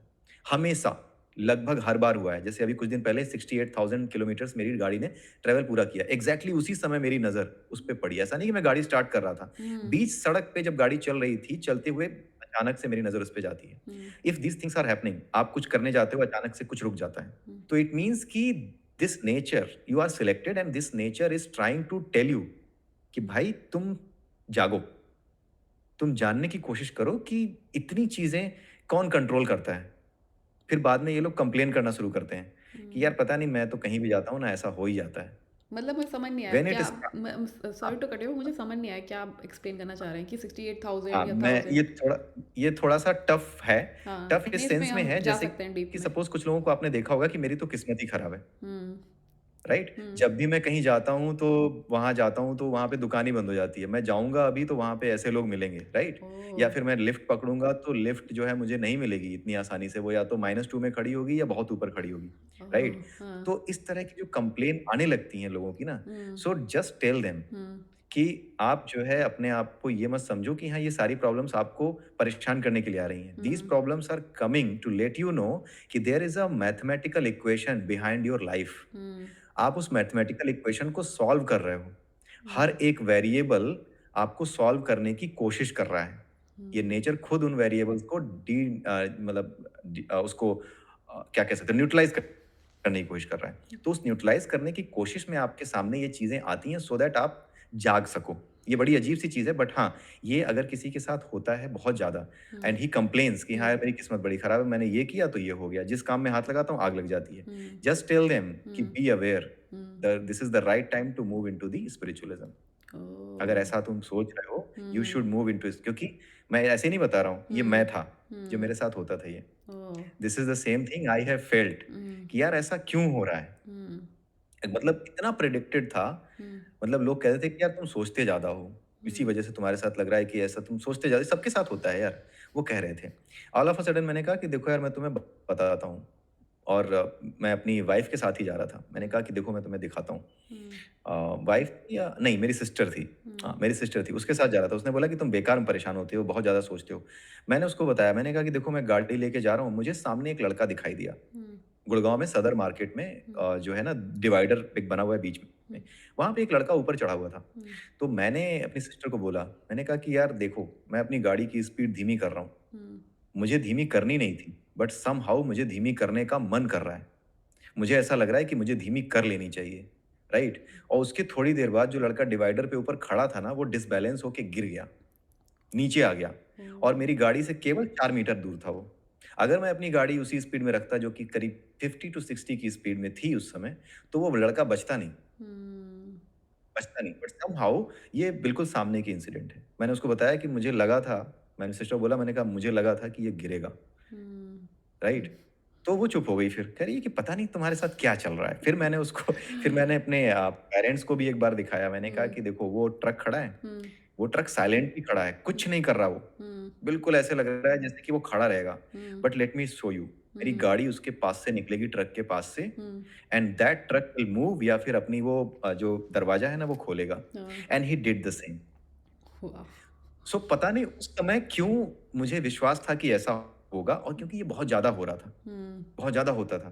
तो मैंने अपने पेरेंट्स को बोला कि देखना ये होगा, और जैसे ही वहाँ से निकली वैसे उसने दरवाज़ा खोला। मेरी गाड़ी टकराते-टकराते, ऊपर जो वो होता है ना हुँ, एंटीना, वो हुँ, टकराते-टकराते बचा। मेरी गाड़ी को चोट भी लग सकती थी। हुँ, राइट? मैंने कहा कि देखा, उन्होंने कहा कि अगेन यार तुम फिर बहुत ज़्यादा सोच रहे हो, ये तो सड़क है, यहाँ पे तो लोग चलेंगे ही ना गाड़ी लेके, कोई कभी भी कभी तो चलेगा ना। हुँ, तुम उसके बारे में सोच रहे हो, वो तुम्हारे बारे में सोच रहा होगा, पता नहीं ये कहाँ से आ गया। मैंने कहा हाँ, ये भी हुँ, एक पॉइंट ऑफ व्यू है, हुँ, right? But the thing is कि मैं अपने पॉइंट ऑफ व्यू से क्या सोचूँ? मैं इस समस्या का क्या हल निकालूँ? Hmm, right? क्योंकि मुझे ऐसा लगता है कि कहाँ फँस गया। But then in my life came Bhagavad Gita, और जब ये आई, उसके बाद से ये इंसिडेंट कम होने लगी। हुँ, ये कम हो गई। तो this is my personal experience कि अगर किसी को ये फ़ील होता है, ये बड़े अजीब लोग होते हैं, हुँ, इनको पागल समझा जाता है सोसाइटी में। But the hmm, thing is कि ये पागल सोसाइटी के लिए हो सकते हैं, बट नेचर इज़ कंटीन्यूअसली उनको ठोक-पीट रही टेलिंग होती है, हाँ, कि भाई तुम जानने की कोशिश करो कि व्हाट इज़ द इक्वेशन, तुम इस पे ध्यान दो। तो हुँ, पहले वो बोलना शुरू करते हैं कि मेरे साथ ऐसा क्यों होता है? हुँ, जब वो बोलना शुरू करते हैं, तब उसका सॉल्यूशन निकालने की कोशिश करते हैं। हुँ, जैसे मेरे साथ हुआ कि मैंने गीता उठा ही ली अंत में। द थिंग वाज़ कि मेरे स लाइफ़ में ऐसी प्रॉब्लम हो रखी थी कि मुझे सॉल्यूशन नज़र ही नहीं आ रहा था। Hmm, I was fighting with the government authorities, hmm, right? मुझे समझ में नहीं आ रहा था कि यार मैं कैसे क्या करूँ? मेरा तो जो काम है वो रुक जाएगा, और अल्टीमेटली वो अपने आप को सही साबित करने के लिए हो सकता है कि मेरे ऊपर कोई उल्टा केस बना दें। हुँ, क्योंकि गवर्नमेंट अथॉरिटी जिसके पास पावर है उसके ऊपर यकीन नहीं होता। हर कोई ऐसा नहीं होता, बट द थिंग इज़ कि जिसके पास पावर है मैं उस पे यकीन नहीं कर सकता कि यार उसे बुरा लग गया या मैंने कोई बात उससे कह दी तो वो मेरा क्या कर सकता है, राइट? सो बहुत अजीब-सी चीज़ थी कि मैं कैसे सॉल्यूशन निकालूँ? मेरा ही काम क्यों अटक गया? सबके काम तो हो जाते हैं, right? All of a sudden मुझे लगा कि यार कैसे इसका सॉल्यूशन निकले? मेरे साथ ही क्यों? तो मैंने वो भगवद गीता मैंने एक बार बताया था आपको कि हाँ, इस्कॉन के किसी बंदे ने मुझे पकड़ा दी हाँ, थी। हाँ, हाँ, हाँ, राइट? वो तो मैं इरिटेटेड था, उसने मुझे देखा, मैंने पत्थर पे पत्थर पैर मारा मारा था, था। एंड देन हुँ, वो पत्थर उसको पैर पे जाके लगा, hmm, and then he came with a smiling face कि hmm, sir you need this, क्योंकि उसने मेरी फ्रस्ट्रेशन देखी थी कि हाँ, हाँ, मैं कितना फ्रस्ट्रेट होके मैंने उसके पत्थर पे लात मारी थी। हुँ, तो उसने मुझे दिया, मैंने वो बुक ली, एंड देन मैंने वो स्टार्ट की रीडिंग, एंड देन धीरे-धीरे ये जो प्रॉब्लम्स हैं कि मेरे साथ ही ऐसा क्यों हो रहा है, ये कम होना शुरू हुई, एंड अल्टीमेटली केम द कली हनुवाणी इन ईयर 2022। वाह! तब जाकर के मुझे समझ में आया कि व्हाई दीज़ थिंग्स हैपन, हुँ, और अगर आप कली हनुमाड़ी पढ़ोगे ना उसमें इसका आंसर है। देन आई नो, तब मुझे पता लगा कि हाँ, ये चीज़ें जो मैं कहता था कि हाँ, ये मेरा पागलपन नहीं था। Hmm, these things are done by something the nature to nature shape you, hmm, shape करने के लिए होती हैं आपको। और कली हुँ, हनुमाड़ी में इसका सैंपल आंसर, बिल्कुल सिंपल आंसर है। जैसे हुँ, ही वो चैप्टर मैंने पढ़ा, हुँ, मैं समझ गया, मेरा मन पूरा शांत हो गया। अब मेरे सामने कोई आता रहे, कोई जाता रहे, आई एक्सपेक्ट कि हाँ, I know why this is happening. Hmm, और अब ये चीज़ें कम हो भी गई हैं। इनका असर कम हो गया ना मेरे ऊपर, मैंने इन पे हाँ, ध्यान देना बंद कर दिया। हुँ, तो ये छोटी-सी चीज़ एक्सेप्ट करने के लिए मुझे कितनी चीज़ों से होके गुज़रना पड़ा, भगवद गीता से और पता नहीं कहाँ-कहाँ आके कली हनुमाड़ी, राइट? हुँ, बट कुछ जो प्रैक्टिकल लोग हैं वो उसको एक्सेप्ट किए बैठे हैं, राइट? या समझाते रहते हैं कि तुम इसको एक्सेप्ट कर लो यार, ये इसका क्या कर सकते हो? बट द थिंग इज़ कि ये बड़ी अजीब चीज़ मैं बता रहा हूँ। हो सकता है सुनने वालों को भी अजीब लगे, बट द थिंग इज़ कि ये टेस्टेड एंड मेरी रियल लाइफ़ का रियल एक लाइफ एग्ज़ाम्पल है। हुँ, एक्सपीरियंस किया हुँ, हुआ फ़ॉर्मूला हाँ, है। हाँ, so don't just ignore it. अगर हुँ, आपको ऐसा लगता है, क्योंकि जिसको लगता है वो बताएगा नहीं किसी को। सही बात है, ये मैं हाँ, बता रहा हूँ, हुँ, राइट? ये मैं बता रहा हूँ, बताते नहीं हुँ, है कोई कि हाँ, मैं हुँ, पागल हूँ इस लेवल का कि हाँ, मेरे साथ ऐसा क्यों होता है, मुझे फ़ील हो रहा है। बट द थिंग इज़ कि मुझे बोलना ही है। हुँ, मुझे चुप नहीं रहना है, मुझे बोलना ही है। अदरवाइज़ मैं अगर चुप रहा तो मेरे इन सब वीडियोज़ बनाने का मतलब नहीं है। मुझे हर हुँ, वो चीज़ खोलनी है, चाहे कितनी भी गंदी हो, हुँ, इवन कितना भी बुरा हो, I have to open that. हुँ, that is also kind of message. मुझे कोई डर नहीं लगता जब मैं अजीब-सी बातें बोलता हूँ वीडियोज़ में, हुँ, इवन मेरे दोस्त देख रहे हैं, मेरे कलीग्स देख रहे हैं, हुँ, आई डोंट केयर। मतलब हुँ, मुझे मतलब ऐसा भी नहीं लगता कि मुझे केयर क्यों करनी चाहिए। इट्स ऑल मतलब मैं अलग दुनिया में जा चुका हूँ। हुँ, इट्स अ डिफरेंट थिंग। मतलब कोई सुनता ही नहीं है। जो सुनते हैं वो कहते हैं ये क्या पता नहीं कहाँ चक्कर में पड़ा है, राइट? कंपनी चेंज करे या लाइफ अच्छी करे। Hmm, but the thing is कि it's a different together all together, right? So मैं वो सारी चीज़ें अपने आप नहीं कर रहा। इट सीम्स लाइक कि कोई चीज़ है जो करवाती रहती है। मुझे नहीं पता है क्या है बट द थिंग इज़ कि वो करवाती रहती है और मैं चुपचाप बैठा हूँ। ये केवल हुँ, मेरा शरीर है, इसके पास कुछ नहीं है। मेरे हुँ, पास कोई नॉलेज भी नहीं है। हुँ, इट कम्स, इट गोज़। रोज़। आप लोगों के थ्रू वीडियो में चला जाता है। बट अगर कोई मुझसे एक बात करने बैठता है ना हुँ, पर्सनली, हुँ, जैसे पॉडकास्ट में भी अगर आप बातें कर रहे हो मुझसे, एक इफ यू कन्वर्सेशन ही है। Compare your hmm, podcast hmm, if you compare your podcast with the way I have explained the things in my personal videos, आपको वो ज़्यादा स्ट्रॉन्ग लगेंगे रेदर देन पॉडकास्ट। रीज़न है उसका। हुँ, उसका रीज़न है, is the hmm, reason, क्योंकि वहाँ पे जब आप देखोगे वाओ कैसे एक्सप्लेन कर रहा है, कई बार आपको ऐसा क्योंकि वो वाओ मेरा है ही नहीं ना, हुँ। दैट कम्स पता नहीं कहाँ से आता है, right? But when wow! You make you are sense. Talking मैं जिस हुँ, हाँ, जब मैं सामने बैठ के बात करता हूँ ना, ये मेरे हुँ, दोस्तों ने भी फ़ील किया है कि जब मैं सामने बैठ के बात करता हूँ, हाँ, दे थिंक लाइक कि this guy is not logical या कनेक्ट नहीं कर पा रहा बातों को एक साथ। Hmm, but when you see my videos hmm, differently, hmm, तो आपको लगता है कि हाँ, he is very well connecting the things. So hmm, वो मैं नहीं कर रहा। समहाउ देयर इज़ समथिंग कि हाँ, जब मैं बातें करता हूँ, तो बातें उतनी नहीं खुलती। बट हुँ, हाँ, ये बात कहने का मेरा मन किया तो मैंने बोला कि हाँ, ऐसा है, हुँ, right? And at the same time जब हम we come back to our don't deviate from the topic, अगर हम उस पे शंकराचार्य जी पे आएँ, जो अहम ब्रह्मास्मि की हाँ, बात है। हुँ, सो ये अहम ब्रह्मास्मि के रास्ते में आने वाले पड़ाव हैं या नहीं हैं, ये तो जब मैं एक्सपीरियंस कर लूँगा या इस लाइफ़ में या पता नहीं किस लाइफ़ में करूँगा, तो हुँ। हो सकता है किसी रूप में कभी मैं इसी तरीके से यूट्यूब या जीट्यूब कुछ भी हुआ, तो हो सकता है वहाँ बताऊँ या लोगों को बताऊँ। बट द थिंग इज़ हुँ, कि this may be a path, क्योंकि हुँ, अभी तक जितनी चीज़ें मैंने समझी हैं, वो प्रूवन होती चली आ रही हैं। God is hmm. Helping me, ऐसा लगता है कि हाँ, ही इज़ गिविंग प्रूफ कि चिंता मत कर, समबडी सेड तूने या सही समझा। हुँ, मैंने सही समझा था। जो कुछ मैं समझता था पहले, जब मैंने विवेकानंद की किताब में पढ़ा कि मेरे थॉट्स ऐसे आते थे, और हुँ, विवेकानंद की किताब में मैंने जब वही थॉट्स पढ़े, then I came to know कि हाँ यार, ये वही चीज़ है जो मैं सोचता था। हुँ। नहीं वो तो सो है, higher that is power how it है। आपने बहुत ओपन अप हुए अपने बारे में। बहुत ही कमेंडेबल, मतलब लोग बहुत जल्दी ओपन अप नहीं हो पाते हैं कि अपने बारे में ओपनली पूरा हर चीज़ बताएँ। आपने बहुत अच्छे से बताया अपने बारे में। और ये एक्सपीरियंसेस है ना, मतलब जो शेयर करे तो ही लोगों को पता भी चल पाता है कि मतलब किसी ने शेयर यस, किया, यस, तो ही तो लोग बोल पाते हैं ना। हुँ, जैसे शंकराचार्य यस, के ले लें तो उनके जो पापा थे वो गृहस्थ जीवन में जाना ही नहीं चाहते थे, लेकिन उनके गुरुजी ने बोला कि नहीं हुँ, आप गृहस्थ जीवन में जाओ। फिर जब उन्होंने हुँ, गृहस्थ जीवन अपनाया, फिर जब उनको बेबी नहीं हो रहा था तो उन्होंने फिर शंकर भगवान को पूजा किया और फिर जाके शंकराचार्य जी हुँ, पैदा हुए। तो मतलब एक हायर हुँ, पावर, जैसे आप बोल रहे हो कि आपको भी कोई गाइडलाइंस होती, कोई गाइड करता रहता है आपको, जो कि हुँ, आपको पता नहीं चल करता पाता रहता है। है। हाँ, तो समबड़ी पता नहीं समथिंग इज़ चलता देयर। है। हाँ, जब जब तुम महसूस ना कर पाए, आप महसूस कर पा रहे हैं, तो बहुत ही इसका एक हुँ, एग्जाम्पल भी मुझे याद आता है, हाँ, वो जो अहम ब्रह्मास्मि पे एग्जाम्पल दे के फिर उसके बाद हम लोग दूसरे टॉपिक पे मूव ऑन करते हैं। तो इसका एक और हुँ, एग्जाम्पल याद आता है, जो लोग पूछते रहते हैं कि भगवान कहाँ है, दिखते क्यों नहीं है एंड ऑल। तो उसमें भी हुँ, यही बोला कि अगर आप एक कटोरे में दूध लेते हैं, तो उसमें आपको क्या दिखता है, तो लोग बोलते हैं दूध दिख रहा है। तो उसमें फिर सामने वाले ने पूछा कि इसमें क्या मक्खन नहीं है, इसमें क्या घी नहीं है। हुँ, तो उन्होंने कहा नहीं है। तो सब दिख है। दिख क्यों नहीं रहा है। तो वैसे ही होते हैं भगवान हर हुँ, चीज़ में, बट इट्स जस्ट दैट हुँ, आपकी क्योंकि उसको आपका मथना माइंडसेट पड़ता है। कैसा हुआ है। वैसे ही हाँ, हमें अपने आप को मथना पड़ता है। मथना पड़ता है, या मथना पड़ता है। हाँ, जब तक आप मथोगे नहीं, ज्ञान नहीं लोगे, और भी अध्ययन नहीं करोगे, हुँ, साधना नहीं करोगे, तो आपको कुछ नहीं मिलेगा इजीली। हमारे पृथ्वी को भी मंथा गया था, तभी जाके बहुत सारे भगवान और बहुत सारे अमृत और ये सब निकले थे। मतलब उस पर हम हुँ, नहीं जाते हैं, वो बहुत बड़ा हुँ, डिफरेंट एक टॉपिक हुँ, हो जाएगा। तो हुँ, सेकंड हम उस पे आते हैं कि आदि शंकराचार्य जी ने बहुत जगह पे बोला था कि ज्ञान जो है, ज्ञान हमें ज़्यादा ज्ञान लेना चाहिए, उसके बाद ही कर्म योग ऐसा आता है। तो उस पे ही विवेकानंद जी ने बोला कि नहीं, पहले कर्म होना चाहिए, उसके बाद ही ज्ञान आना चाहिए। इस पे बहुत ही बड़ी कंट्रोवर्सी हो गई थी, और लोग विवेकानंद जी को मतलब अच्छा नहीं बोल रहे थे कि उन्होंने मतलब एंटी शंकराचार्य जी हो रहे हैं। तो विवेकानंद जी के बारे में आप स्टार्ट कर सकते हैं कि मतलब क्या उनकी लाइफ जर्नी रही, और उनका क्या फिलॉसफी है। और उन्होंने 4 बुक्स, फेमस बुक्स हैं उनकी, तो हेलो? उन पे लिखा। तो वो उस पे बात कर हाँ, सकते आप हैं अपना हम। क्वेश्चन रिपीट कीजिएगा, मेरा नेटवर्क आप अपना क्वेश्चन रिपीट करना, मेरा नेटवर्क शायद थोड़ी देर के लिए ना गड़बड़ हुआ था। ओह! अच्छा। हुँ, तो वही कहाँ तक हाँ, मैंने वो कुछ वाली बात। डिस्कनेक्ट हुआ था। हाँ, यही बात कर रहे थे कि विवेकानंद जी पे हम लोग आते हैं अब।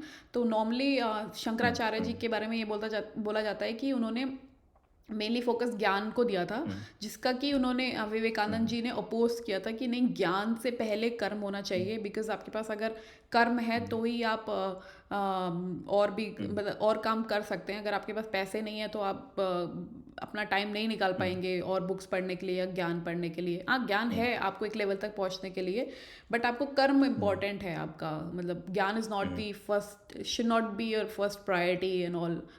तो इस पे हुँ। आपका क्या क्या टेक है, मतलब आप क्या बोलते हो विवेकानंद जी नहीं, के बारे में विवेकानंद जी, डिस्कस किया मेरे से। हाँ, विवेकानंद जी जो थे ना वो बेसिकली क्या थे कि उनको किसी भी ज्ञान योग से, कर्म योग से, भक्ति योग से या उपनिषदों से कोई समस्या नहीं थी, हम्म। राइट?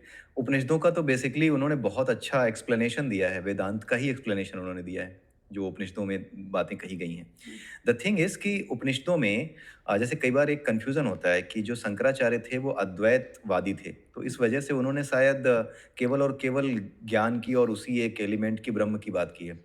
बट आपको मतलब लेट मी टेल यू कि किस कौन-कौन सी किताबें उन्होंने लिखी हैं, ठीक है? हम्म। तो उनकी किताबों के नाम अगर मैं आपको बताऊँ, I have in front of me, hmm. उनकी बहुत सी ऐसी किताबें हैं जैसे भज गोविंदम, हम्म। शिवा भुजंगम, देवी भुजंगम, विष्णु भुजंगम, ये सारी किताबें उन्होंने ही लिखी हैं। हम्म। इट मीन्स कि वो एक ब्रह्म तत्व को बताते हुए उसके अलग-अलग रूपों की भी व्याख्या कर रहे हैं जो बहुत ही फेमस हैं। हम्म। तभी उन्होंने ये किताबें भी लिखी हैं।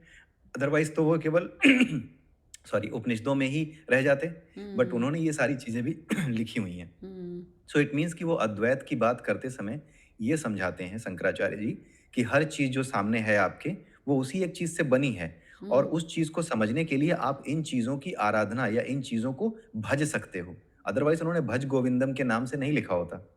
भज शिव भुजंगम के नाम से नहीं लिखा होता, मतलब हम्म। तो ये सारी चीज़ें हमें समझनी पड़ेंगी कि हाँ, उनकी जो पूरी की पूरी फ़िलॉसफ़ी है, वो अद्वैत की ओर ले जाने वाली है। हम्म। द्वैत से अद्वैत की ओर, एक रूप से उस परमात्मा की ओर ले जाने वाली। जैसे अगर आप इंद्र की उपासना करते हैं, भगवान कृष्ण की उपासना करते हैं, भगवान राम की उपासना करते हैं, तो सब में वही एक एलिमेंट है। हम्म। आप उनके गुणों को देख करके, उनके कर्मों को देख करके, हम्म। ठीक है? कि वो कैसे कर्म करते हैं, कैसे गुण हैं उनके, कितना ज्ञान है उन्हें, उनमें कितना धैर्य है। ये सारी चीज़ें जब आप देखते हैं, तो उसके साथ क्या करते हैं, ट्यून करते हैं अपने आप को उन गुणों के साथ। हम्म। उन गुणों के बारे में बार-बार बातें करते हैं। जिस चीज़ के बारे में आप बार-बार बातें करते हैं, वो आपके भीतर डेवलप होती चली जाती है। इसीलिए भक्ति योग का इम्पोर्टेंस है कि आपने राम जी के बारे में बात करी, तो राम जी के जितने गुण थे, वो आपके अंदर इनकलकेट होने लगेंगे, उसके बारे हम्म। में बात करते-करते। हम्म। कृष्ण जी के बारे में बात करी, तो उनके बारे में बात करते-करते वो क्वालिटीज़ इनकलकेट होने लगेंगी। सो दैट इज़ व्हाट भक्ति योग का कॉन्सेप्ट है। लेकिन विवेकानंद जी ये कहते थे कि ना तो ज्ञान योग, ना तो कर्म योग, ना भक्ति योग, ना ध्यान योग, इनमें से किसी का भी एक दूसरे से कोई अपोज़ नहीं है। कोई एक हम्म। दूसरे को अपोज़ नहीं करता। They are different ways. जैसे एक गाँव है, उस गाँव में आने वाले 4 अलग-अलग रास्ते हैं। तो हम्म। ये 4 अलग रास्ते हैं, लेकिन जाते उसी गाँव को हैं जिसको ब्रह्म कहते हैं, राइट? हम्म। तो यही चीज़ उन्होंने बताई और इसीलिए उनकी किताबें भी हैं। एक कर्म योग है, एक ज्ञान योग है, एक भक्ति योग है, एक प्रेम योग भी प्रेम है, योग एक है। ध्यान योग भी है, राजयोग। राजयोग भी लिखी है उन्होंने। हम्म। तो राजयोग कुछ और नहीं, वही क्रिया योग जो आप देखते हो, वही हम्म। क्रिया योग का ही एक्सपेंशन है राजयोग भी। उसी ओके। के बारे में बताया हुआ है। पतंजलि के जो फ़ॉर्मूलेज़ हैं वो यूज़ करे हुए हैं उन्होंने उसमें बताने के लिए, चीज़ों को समझाने के लिए। हम्म। सो उनका बेसिकली कहना ये था कि आप जो है किसी चीज़ को इसलिए मत पकड़ो कि वो आपको फ़ैसिनेटिंग लगती है हम्म। या आपको लगता है कि आप उसके ज़रिए आगे बढ़ पाओगे, हम्म। राइट? किसी के इन्फ्लुएंस में आके आपको लगा कि हाँ, मैं इसके ज़रिए आगे बढ़ पाऊँगा। No, you find out your passion. आप हम्म। अपने पैशन को फ़ॉलो करते हुए भी उसे पा सकते हो। जैसे अर्जुन एक क्षत्रिय था, हम्म। उसका काम था लड़ना। हम्म। वो लड़ कर के भी पा सकता था, लेकिन उसका ज्ञान थोड़ा-सा गड़बड़ हो गया। हम्म। उसको लगा कि मैं अपने ही लोगों को मारूँगा तो ये तो पाप वाली चीज़ होगी। ये ज्ञान उसका गड़बड़ हो गया। ये ज्ञान हम्म। सही नहीं था उसका कि अपने हम्म। ही लोगों को मारूँगा। आप एक पॉलिटिशियन हो, हम्म। राइट? आपका परिवार नहीं है। आपकी सोसाइटी, जिस सोसाइटी की रक्षा करने के लिए आप बने हो, वो आपका परिवार है। पहला परिवार वो है आपका। हम्म। राजा का पहला परिवार उसकी पूरी प्रजा होती है, hmm. Right? So you should be thinking of them rather than कि तुम अपने फैमिली के मेंबर्स के बारे में सोचो। उनको तो आप मार के खत्म इसलिए करो क्योंकि they are against the society. Hmm. वो गलत करने वालों के साथ खड़े, राइट? सो हम्म। वहाँ पे जब उसका ज्ञान गड़बड़ हुआ, तब भगवान कृष्ण से भी अर्जुन ने ये पूछा था कि अगर आप ये कह रहे हैं कि ज्ञान बेटर है, तो मैं कर्म क्यों करूँ, जिसमें मुझे अपनों को मारना पड़ेगा? मुझे तो भाग जाना चाहिए। हम्म। तो उन्होंने बोला कि ऐसा नहीं है। कि तुम ज्ञान के मार्ग को पकड़ने के लिए कर्म के मार्ग से भाग जाओगे, तुम्हें शांति मिलेगी, तुम्हें नहीं मिलेगी। उन्होंने साफ बोला था कि तुम्हें नहीं मिलेगी, और तुम जिस काम के लिए अभी मना कर रहे हो, तुम लड़ाई नहीं करोगे, अगर तुम यहाँ से चले भी गए लड़ाई छोड़ के, तो भी तुम्हें शांति नहीं मिलेगी, और अंत में तुम यही लड़ाई करोगे, तुम्हें आके ये काम करना ही पड़ेगा, बिना इसके शांति नहीं मिलेगी। ये 18वें चैप्टर में एक श्लोक है, उसमें लिखा है कि अर्जुन, अगर तुम भाग भी जाते हो ना, तो भी अंत में तुम यहीं आओगे। उस समय किसी को समझ में नहीं आया कि भगवान कृष्ण क्या कह रहे हैं, लेकिन अंत में जब उनके भाई बलराम दुर्योधन को मारने आए, तब ये बात समझ में आई कि बलराम क्या कर गए थे, ये वही काम करके गए थे कि मैं लड़ाई में नहीं लड़ूंगा, मैं जा रहा हूँ। वो तीर्थ यात्रा पे चले गए थे, जब महाभारत चल रही थी तो वो तीर्थ यात्रा कर रहे थे, और जब तीर्थ यात्रा खत्म हुई, महाभारत खत्म हुई, तो वो महाभारत में एंड में जब आए, उन्होंने महाभारत के रिजल्ट को देखा, उनका मन रहा ही नहीं कि भाई मैं बिना देखे रिजल्ट चला जाऊं। वो रिजल्ट देखने आए, आखिरी लड़ाई देखने आए दुर्योधन और भीम की। वहां आकर के वो कहते हैं कि यार तुम भीम, तुमने बेईमानी कर दी, मैं तुमसे लड़ूंगा, वो करूंगा।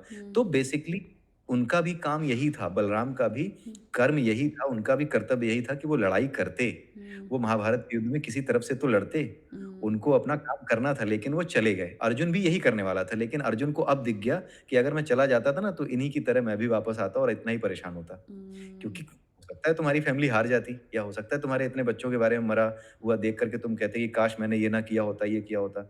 सो कर्म को छोड़ने का मार्ग ज्ञान का मार्ग नहीं है, कर्म करके ही ज्ञान प्राप्त होता है। आपको अपना कर्म करने से ही ज्ञान मिलता है। कर्म करने से जो ज्ञान मिलता है वो बड़ी चीज है, राइट।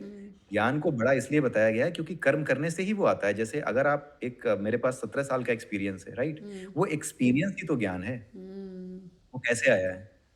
कर्म करने से आया ना, लगातार कोडिंग की है, लगातार प्रोग्रामिंग की है, लगातार काम किया है, तब वो एक्सपीरियंस ज्ञान बन करके मेरे अंदर आ गया है, राइट।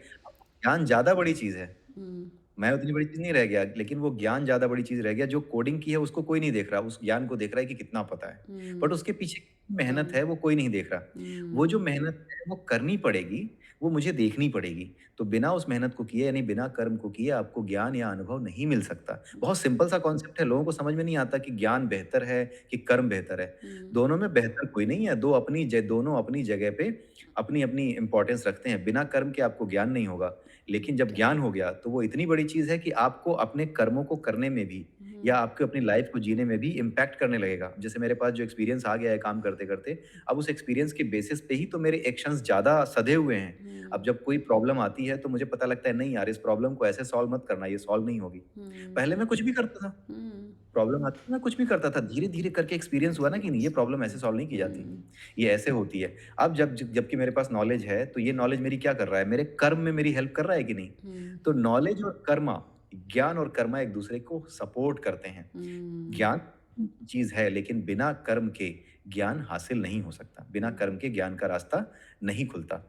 अगर आप ज्ञान लेने भी जा रहे हो, अगर आप ज्ञान योगी जो कि अपने भीतर परमात्मा को देखने का काम करता है, तो वो भी एक कर्म ही तो है। अपने भीतर वो देखने का काम कर रहा है, प्राणायाम की क्रियाएं कर रहा है। क्रिया योग क्यों कहा गया है? इसीलिए तो क्रिया योग कहा गया, क्योंकि कर्म तो करना ही पड़ेगा। तो कर्म ज्ञान योगी को भी करना पड़ता है, इसलिए ज्ञान बड़ी चीज होने के बावजूद भी कर्म को वो निगेट नहीं करता। कर्म इज अ टूल ऑफ ज्ञान, टूल है। और साथ में कर्म इम्पैक्ट होने लगता है। जब आपको ज्ञान हो जाता है तो आपके कर्म इम्पैक्ट होने लगते हैं, आपके कर्म बेटर होने लगते हैं। ये है उसका मतलब। तो वही भगवान स्विमिंग इन्होंने जैसे सीख लिया, हाँ, स्विमिंग जैसे सीख लिया, मतलब स्विमिंग के बारे में पढ़ लिया कि ऐसे ऐसे करना है, हाथ ऐसे करने हैं, ऐसे मूव करना है, हाँ, हाँ, लेकिन जब तक इससे बात स्विम नहीं नहीं बनेगी। किया तो आपको आएगा कैसे? और जब आप करने हाँ, लगोगे तो आपको और टेक्निक्स आने लग हाँ। जाएंगी। हाँ, या इसीलिए जो विवेकानंद जी हैं, उन्होंने यही बोला कि आप कर्म, उन्होंने भी कर्म पे ही बहुत ज्यादा जोर दिया। एक किताब है हाँ, उनकी, कर्म योग, आप उसको कर पढ़ोगे, वो मतलब बहुत ही ऑसम वे में एक्सप्लेन किया उन्होंने कर्मा को। कर्म योग नाम की बुक है, तो हिंदी इंग्लिश किसी में भी हो, आप उसको मंगा लेना, आप उसको देखना। So it is really good. तो उन्होंने क्या किया कि हर चीज पे जोर दिया, और बेसिकली उन्होंने इस चीज पे भी जोर दिया कि ज्ञान योगी है तो वो कैसे आगे बढ़े, कर्म योगी है तो कैसे आगे बढ़े, भक्ति योगी है तो कैसे आगे बढ़े। हर किसी के आगे बढ़ने की व्याख्या उन्होंने की बेस्ड ऑन भगवत गीता। जो भी अंडरस्टैंडिंग उनके पास थी, उनके हिसाब से उन्होंने करी, और वो आज तक हमारी हेल्प कर रही है, राइट। और उन्होंने जो सबसे बड़ी इंपॉर्टेंट चीज बताई, जिसका कि मजाक उड़ता है, वो है मूर्ति पूजा जो होती है, जो कि अद्वैत वालों से द्वैत। थोड़ा अपोज में जाती है। लोगों को लगता है कि अद्वैत से अलग है मूर्ति पूजा, जबकि अद्वैत का मतलब आप समझ गए होंगे कि उसी चीज के कई रूप हैं। हाँ, मैं अगर स्टडी करूँ टेलीफ़ोन को, सॉरी, अगर मैं अपने टीवी को स्टडी करूँ, तो अल्टीमेटली क्या कहाँ पहुँचूँगा मैं? कि अगर इसमें इलेक्ट्रिसिटी ना आए तो इसकी सारी मशीनरी बेकार है। डजंट मेक यही तो एनी सेंस। पहुँचूँगा। तो मैं जान जाऊँगा कि ultimate truth is electricity, not these elements, right? Not these instruments, right? तो ये सारी चीज़ें तो जो ये हैं विवेकानंद जी हैं, उन्होंने इस चीज़ का खंडन किया कि आप लोग ये मत समझिए कि मूर्ति पूजा बेवकूफ़ों का काम है या ज्ञानियों का काम है। ज्ञान को लोग ऐसे ले लेते हैं कि ज्ञान का मतलब है कि जो ज्ञान के रास्ते पे चल रहा है, वही ज्ञानी है, बाकी सब अज्ञानी है। या ऐसा नहीं है, जो भक्ति के रास्ते पे चल रहा है वो भी ज्ञानी है, जो कर्म के रास्ते पे चल रहा है वो भी ज्ञानी है। ध्यान के रास्ते पे चलने वाला भी ज्ञानी ही बनेगा अंत में, राइट? उसे ज्ञान ही होगा।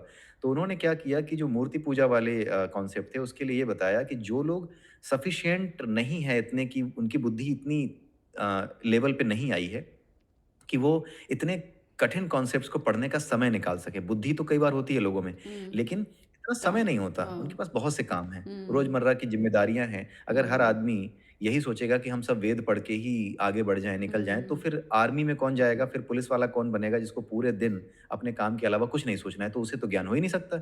लेकिन ये गलत है। वो अगर अपना काम अपने मन से कर रहा है ना, वो भी उतना ही बड़ा ज्ञानी होगा जितना आप पोथियों को पढ़-पढ़ के बनते हो, किताबों को पढ़-पढ़ के बनते हो।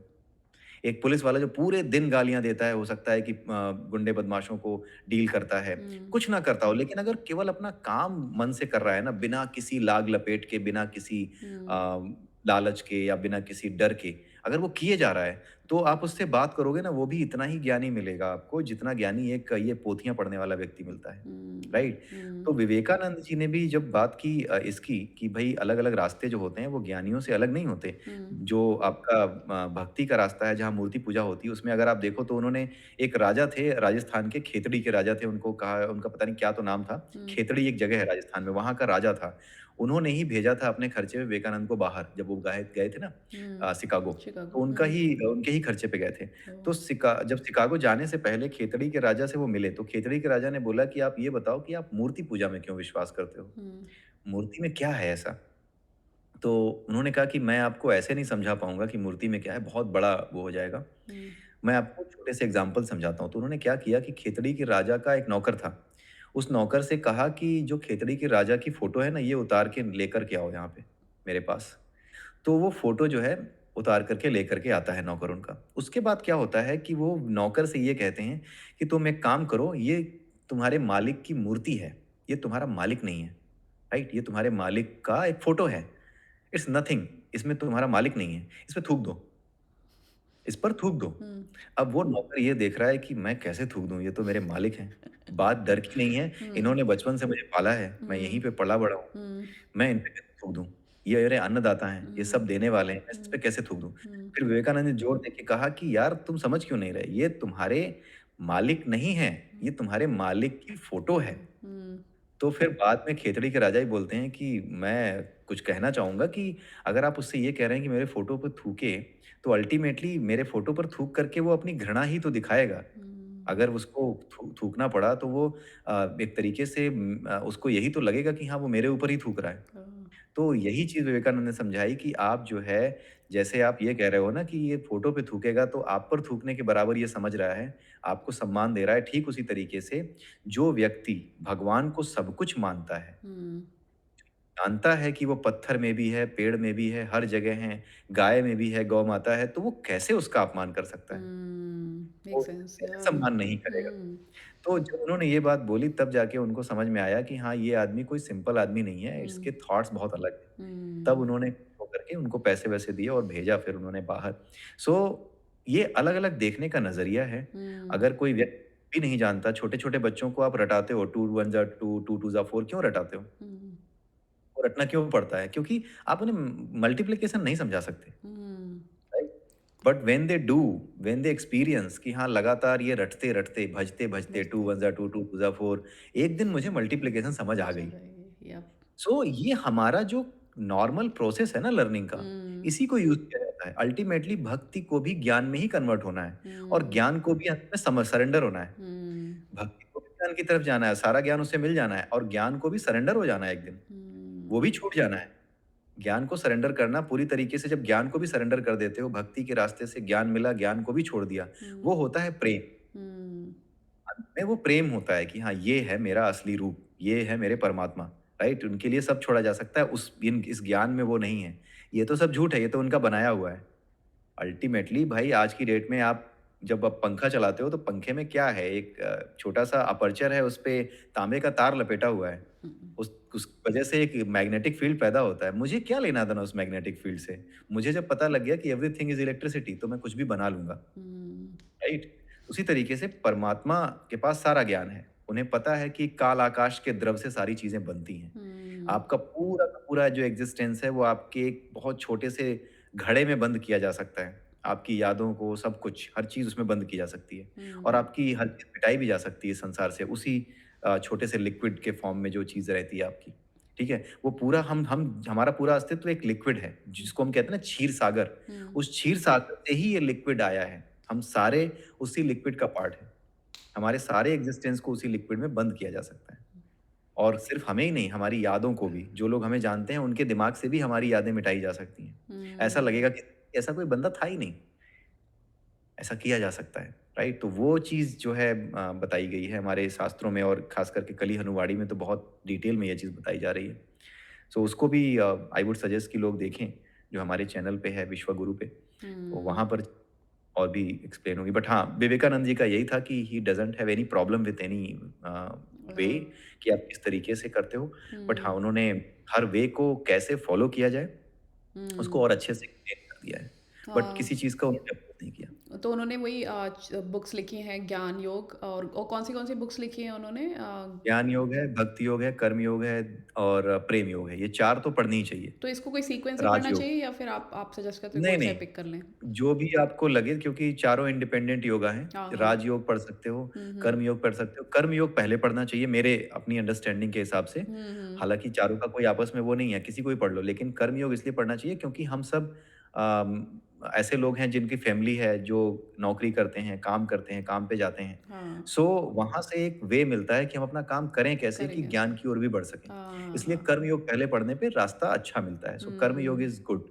तो हाँ, पहले क्योंकि लोगों उसको का ये पढ़। क्वेश्चन रहता है कि मेरे को अगर पूरा डेडिकेटली भगवान को जानना है एंड ऑल, तो मैं सन्यासी बन जाऊँ। लेकिन ये भगवद गीता में बोला गया है कि आप कर्म योगी होके अपने गृहस्थ जीवन में रह के भी आप मुझे जान सकते हो और क्या है ये सब जान हुँ, सकते हो, तो हुँ, कर्म करना चाहिए।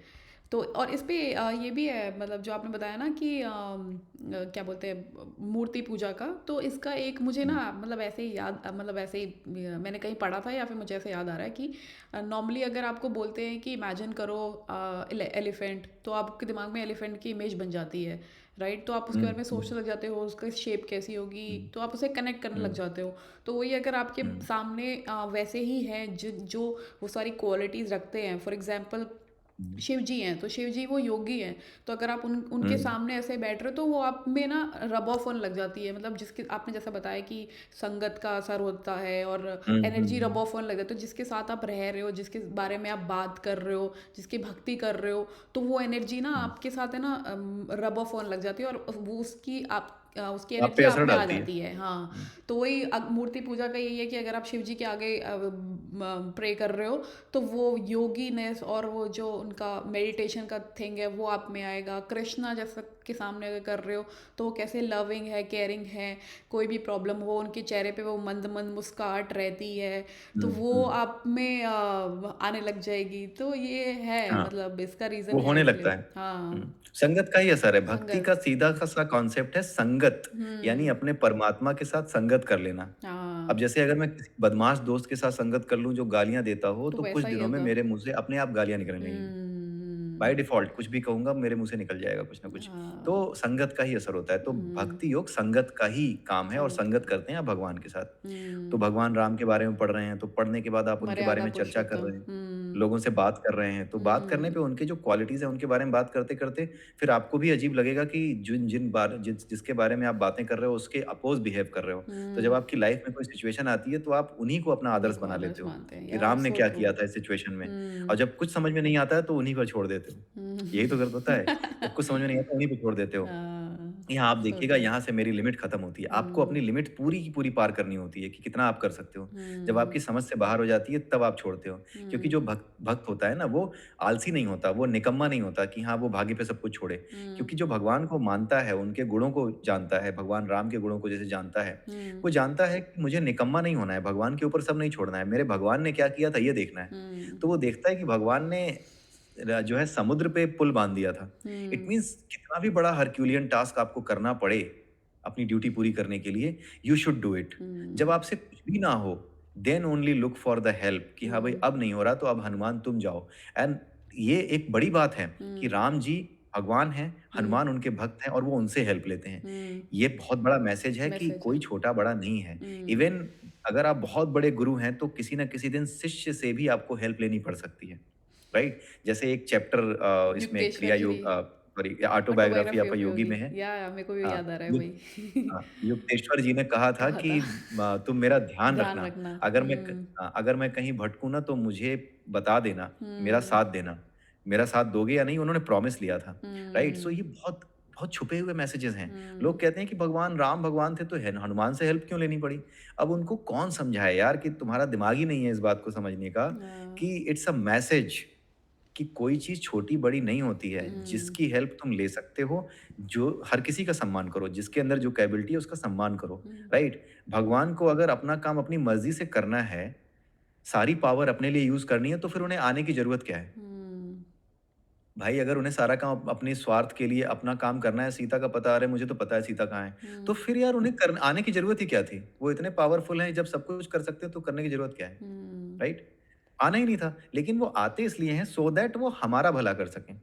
हमें ये सिखा सकें कि हमें कैसे काम करना है सो दैट हम उनकी तरह की एक एनर्जी जनरेट कर सकें अपने भीतर, राइट? अब जैसे राम के जो भक्त हैं वो कभी भी घर में जो बहुत बड़ा भक्त है वो बवाल घर में कितना भी हो जाए, कभी भी ऐसा नहीं करेगा कि हाँ, वो अपने लिए जो है लड़ाइयाँ कर ले और अपने लिए इस तरह की बातें करने लगे कि हाँ, मुझे भी जायदाद चाहिए मुझे, मतलब अगर उसको बेदखल भी किया जा रहा होगा ना, अगर वो राम जी का भक्त होगा, तो वो कहेगा जैसी ओके। राम जी की जैसे मर्ज़ी। राम जी की मर्जी। मेरे हाथ में जितना था उतना मैंने कर लिया, राम जी की मर्ज़ी, राइट? वो ये करेगा। सो उनकी जैसी क्वालिटीज़ और उनकी जैसी चीज़ें डेवलप करने के लिए संगत का असर अच्छा हो, यही भक्ति है। भाई जब मैं अपने दोस्त के साथ घूमता हूँ, उसके साथ रहने में अच्छा लगता है मुझे, तो ये मेरी संगत है, मैं उसका भजन कर रहा हूँ, मैं उसका भक्त हूँ। हम्म। भक्त हमें सही का होना है, परमात्मा का होना है, जिनके गुणों के बारे में बताया गया है हम्म। कि वो किसी भी परिस्थिति में उदास नहीं होते, किसी भी परिस्थिति में खुश नहीं होते, बहुत ज़्यादा पागल नहीं हो जाते, किसी से उल्टी बात नहीं कहते। इन सारी चीज़ों को हमें इनकलकेट करना है, नोइंगली कनकेट आप नहीं कर सकते, कह कर के नहीं कर सकते। जैसे मैं कहूँ कल से मैं ना ये चीज़ छोड़ दूँगा, मैं कह कर के नहीं कर सकता। मुझे संगत में रहना पड़ेगा उस चीज़ के, मुझे उसको भजना पड़ेगा, मुझे उसकी प्रैक्टिस करनी पड़ेगी। राइट? या। ये एक प्रैक्टिस है। मैं अपने दोस्त के साथ रहता हूँ रोज़ ना, जो गालियाँ देता है अगर, तो ये मेरी प्रैक्टिस है जो रोज़ हो रही है। यही भजन है, यही भक्ति है। तो लोग भक्ति को बहुत बड़ा कुछ ऐसी चीज़ समझते हैं जो समझ में नहीं आ सकती। इट्स नॉट लाइक कि बहुत बड़ी चीज़ है कि जो कि समझ में नहीं आ सकती। हाँ, ये उनको समझ में नहीं आ सकती जो वाक़ई में उस माइंडसेट में नहीं आए हैं अभी। बट हाँ, जिसको समझ में आने लगी है ना, उसके लिए भक्ति इतनी ही आसान है जितनी जिस तरीके से मैं यहाँ बता रहा हूँ, कि बस भजते रहो। संगत का असर है भक्ति और कुछ नहीं है। इसका संगत हाँ, बहुत अच्छे से एक्सप्लेन किया आपने, बहुत अच्छे से एक्सप्लेन किया। इसका ना मेरे को सेकंड क्वेश्चन आ रहा है, मतलब इसका ये पार्ट ऑफ क्वेश्चन याद आ रहा है कि लोग नॉर्मली कंफ्यूज हो जाते हैं कि कौन से भगवान को पूजें, और लेकिन वो बहुत बड़ा टॉपिक हो जाएगा कि आप किसे भैरव जी को पूजें या काली माँ को पूजें या कृष्ण भगवान को पूजें या शिव जी को पूजें, कितने सारे होते हैं। तो वो एक सेकेंड हमारा एक डाइग्रेस हो जाएगा, इस पॉडकास्ट को यहीं एंड करते हैं और विल टेक दैट ऑन और सेकेंड पार्ट ऑफ दिस, है ना। लेकिन थैंक यू ठीक सो है। मच विकास जी, फिर से आने के लिए और बहुत अच्छी नॉलेज देने के लिए अबाउट हिंदुइज़्म, आदि शंकराचार्य जी और विवेकानंद जी के बारे में, और बहुत सारी रेफरेंसेस भी दी आपने बुक्स की। तो thank you so much for coming in, और बहुत अच्छा दिन पे हमने चूज़ किया शिवरात्रि पे। Thank you so much. Thank you, नमस्ते। Yeah.